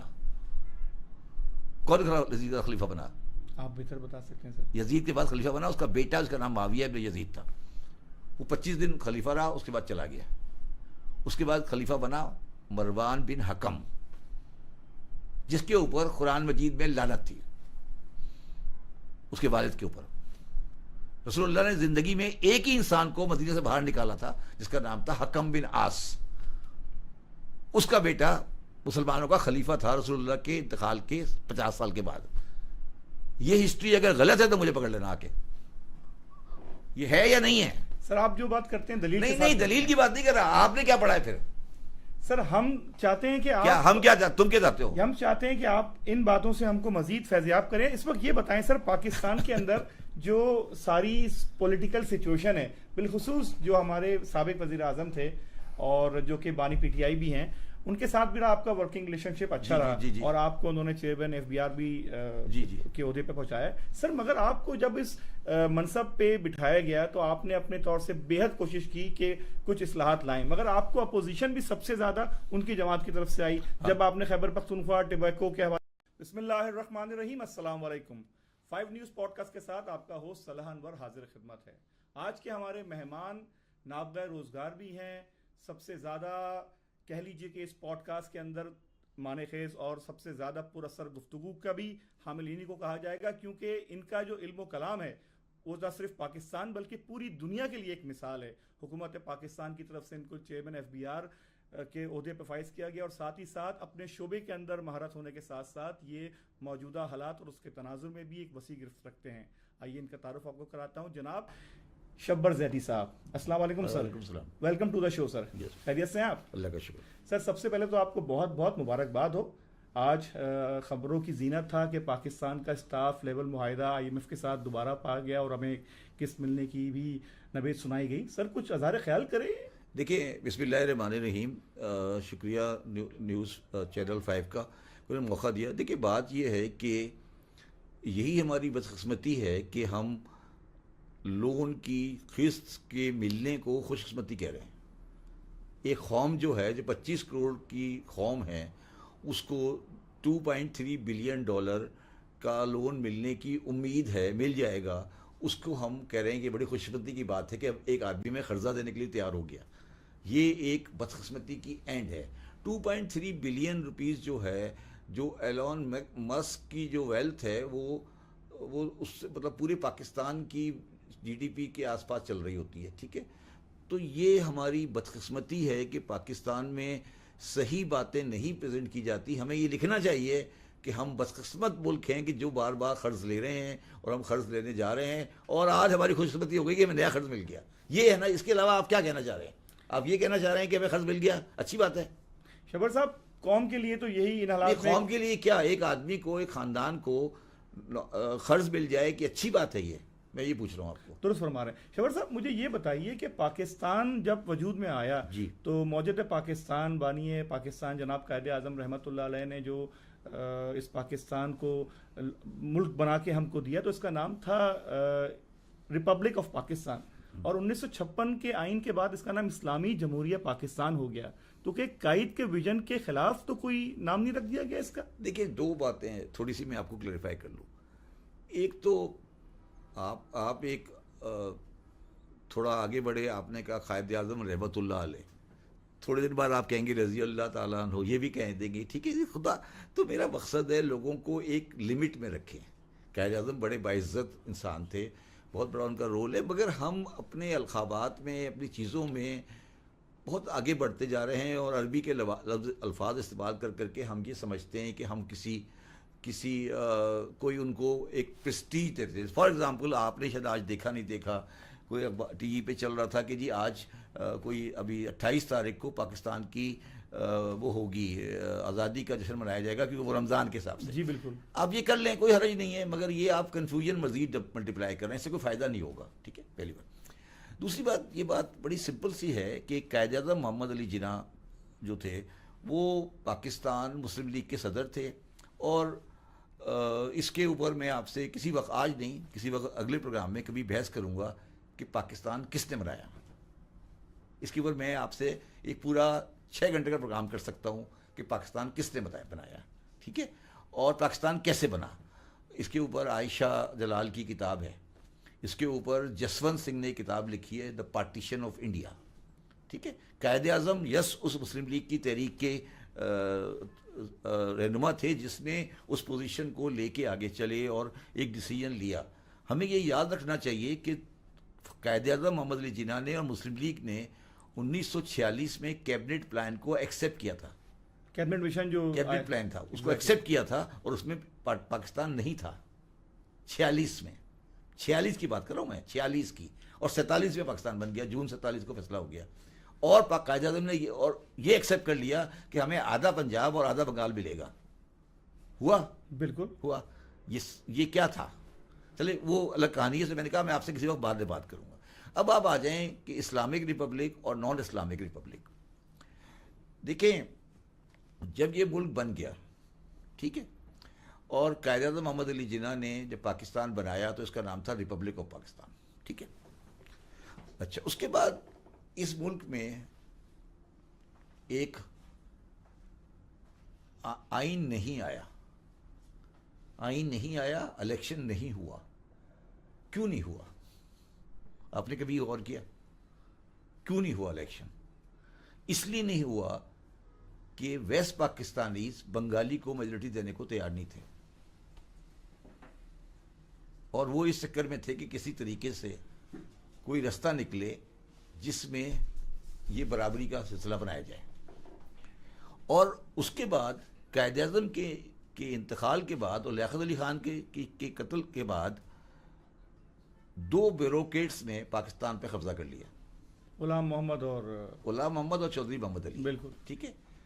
چودھری محمد علی، غلام محمد صاحب تو ایک میرے ذاتی حساب سے وہ ایک ڈیفرنٹ ٹائپ کے آدمی تھے. وہ پیر وارث شاہ آف دیوا شریف کے مرید تھے. پتہ ہے آپ کو؟ پیر وارث شاہ آف دیوا شریف کے مرید تھے. وہ ایک الگ کہانی ہے.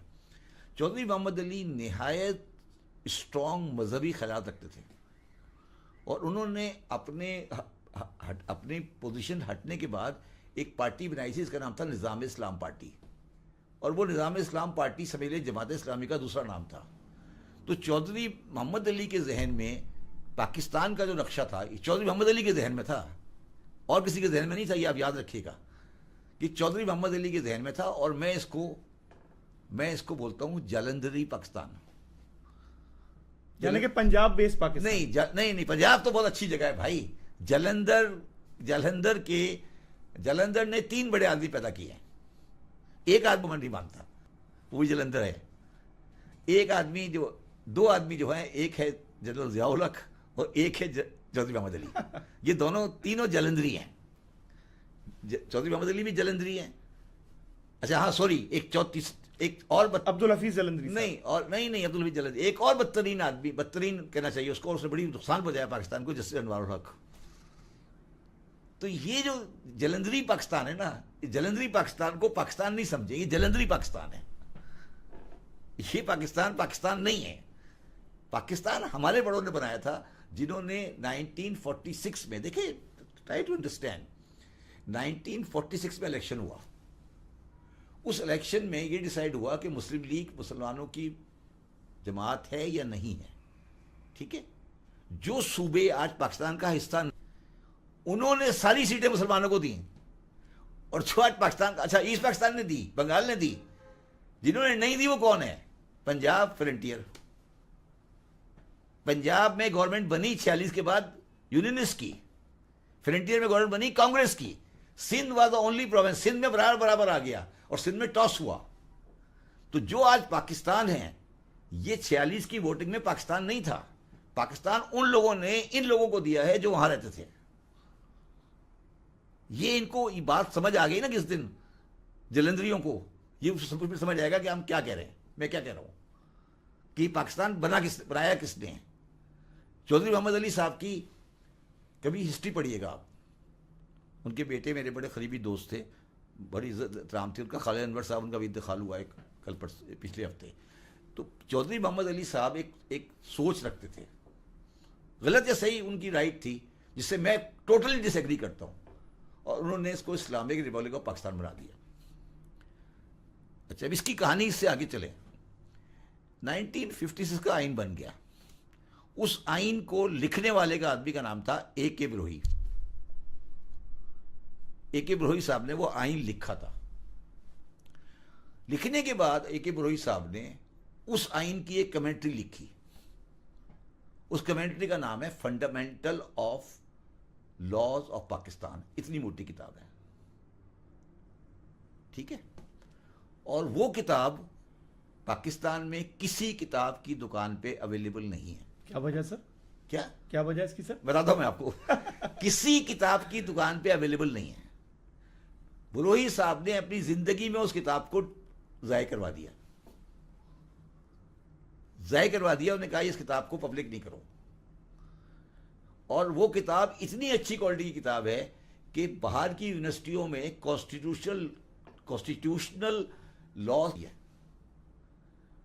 میں نے ایک بندے کو کہہ دیا ایک دفعہ، آکسفورڈ کا ایک پروفیسر تھا، میں نے کہا یار یہ کتاب لکھی ہے بروہی صاحب نے. کہا نہیں سر، سوال ہی پیدا نہیں ہوتا، یہ تو کوئی کتاب ہی نہیں ہے، بٹور صاحب کی کتاب ہی کوئی نہیں ہے. وہ آکسفورڈ سے کراچی آ گیا میرے پاس. اس نے مجھے کہا سر آپ کہہ رہے ہیں کتاب لکھی ہے. میں نے اس کو کتاب دکھا دی، میرے پاس ہے کتاب. وہ میں نے کہا یہ کہاں سے آئی؟ مجھے پوچھ لگا یہ کہاں سے آئی؟ میں نے کہا جی میں نے پاکستان لا ہاؤس سے خریدی ہے. اس نے مجھے کہا کہ اس نے کسی ایک کی کتاب لے کے فوٹو کاپی کرائی ہوئی بائنڈنگ بنائی ہے. میں نے وہ پاکستان لا ہاؤس سے 2 کتابیں خریدی اور ایک بزنس ریکارڈر کے وامق صاحب کو دے دی, ایک میں نے خود رکھ لی. بروہی صاحب کی جو بہن تھی وہ قائم علی شاہ صاحب کی بیوی تھی. ان کا بیٹا اسد علی شاہ میرے ساتھ پڑھتا ہے, میرے ساتھ یہ کیا تھا اس نے. میں نے اس کو فون کیا, میں نے کہا یار اسد تمہارے ماموں نے یہ کتاب لکھی ہے, اس کی لڑکی ہے شاید بروہی صاحب کی, ان سے پتہ کرو. اس نے کہا جی ہاں ابا نے کتاب لکھی تھی مگر کہا تھا کہ اس کو دفاع کرو. ٹھیک ہے, اچھا سنیں, اب سنیں بات پوری سنیں, پھر آپ کو سمجھ آئے گی پاکستان کا مطلب کیا. اس کتاب میں 100 صفحے لکھے ہوئے ہیں اس بات کے اوپر کہ یہ اسلامک کا مطلب کیا ہے. یہ ہے اسلامک ریپبلک, اس کے میں ڈالا تھا نا, پیج لکھا ہوا ہے 100 پیج. اس بات پہ لکھا ہے کہ اسلامک ریپبلک کیوں ڈالا گیا. اور انہوں نے کہا خدا کا واسطہ ہے اس کو یہ نہیں سمجھنا کہ یہ مذہب ہے. یہ انہوں نے لکھا ہے اس بات کو کہ یہ مذہب کا کوئی تعلق نہیں اس کے ساتھ. ہم یہ بتانا چاہتے ہیں مسلم اسٹیٹ ہے, جیسے کہ ملیشیا ہے. ملیشیا ہے. یس, 100 پیج پبلک میں نہیں لانا چاہتے تھے بروہی صاحب اپنی زندگی میں, کیونکہ وہ ضیاء الحق کے تو نے کتاب ضائع کر دی. آج آپ کسی دکان سے مجھے کتاب لا کے دکھا دیں, میں نام بدل دوں گا آپ کا. اس کا نام ہے فنڈامنٹل لاز آف پاکستان. اس سے اچھی کتاب نہیں ہے کانسٹیٹیوشنل لا کے اوپر. اچھی کتاب کوئی نہیں, اس سے اچھی کتاب شاید لکھی نہیں گئی. دنیا میں کہتے ہیں لوگ کہ اس سے اچھی کتاب لکھی گئی. ٹھیک ہے, یہ ہمارے لوگوں کا کریکٹر ہے. کسی نے مجھے بتایا واقعہ, غلط یا صحیح مجھے نہیں پتا, کہ غلام اسحاق خان, ضیاء الحق اور بروہی صاحب نماز پڑھ رہے تھے. تو ضیاء الحق اور غلام اسحاق خان نماز پڑھ کے اٹھ گئے, سجدہ سے اٹھ گئے, تو بروہی صاحب بہت دیر تک سجدہ کرتے رہے. تو جب بروہی صاحب اٹھے تو ضیاء الحق نے پوچھا کہ بروہی صاحب آپ کیا کر رہے تھے؟ کہنے لگے آپ کی حکومت کے لیے دعا کر رہا تھا. تو سر آپ کس دنیا میں بیٹھے ہو یار, تم لوگوں کو کیا ہے, تم کیا باتیں کرو میرے ساتھ, اس کے اوپر تو میں تمہارے ساتھ 100 گھنٹے گفتگو کر سکتا ہوں. سر پاکستان شعبہ جات ہیں, مختلف سیگمنٹس ہیں, اور ہر شعبہ اس بات آپ کو میں یہ کہہ رہا ہوں کہ آپ لوگوں کو کہیں کہ فنڈامنٹل لاز آف پاکستان کتاب پڑھ لیں, پھر آپ اسلامی ریپبلک کی بات کر لیں میرے ساتھ آ کے. Right sir. سر ہم کے اندر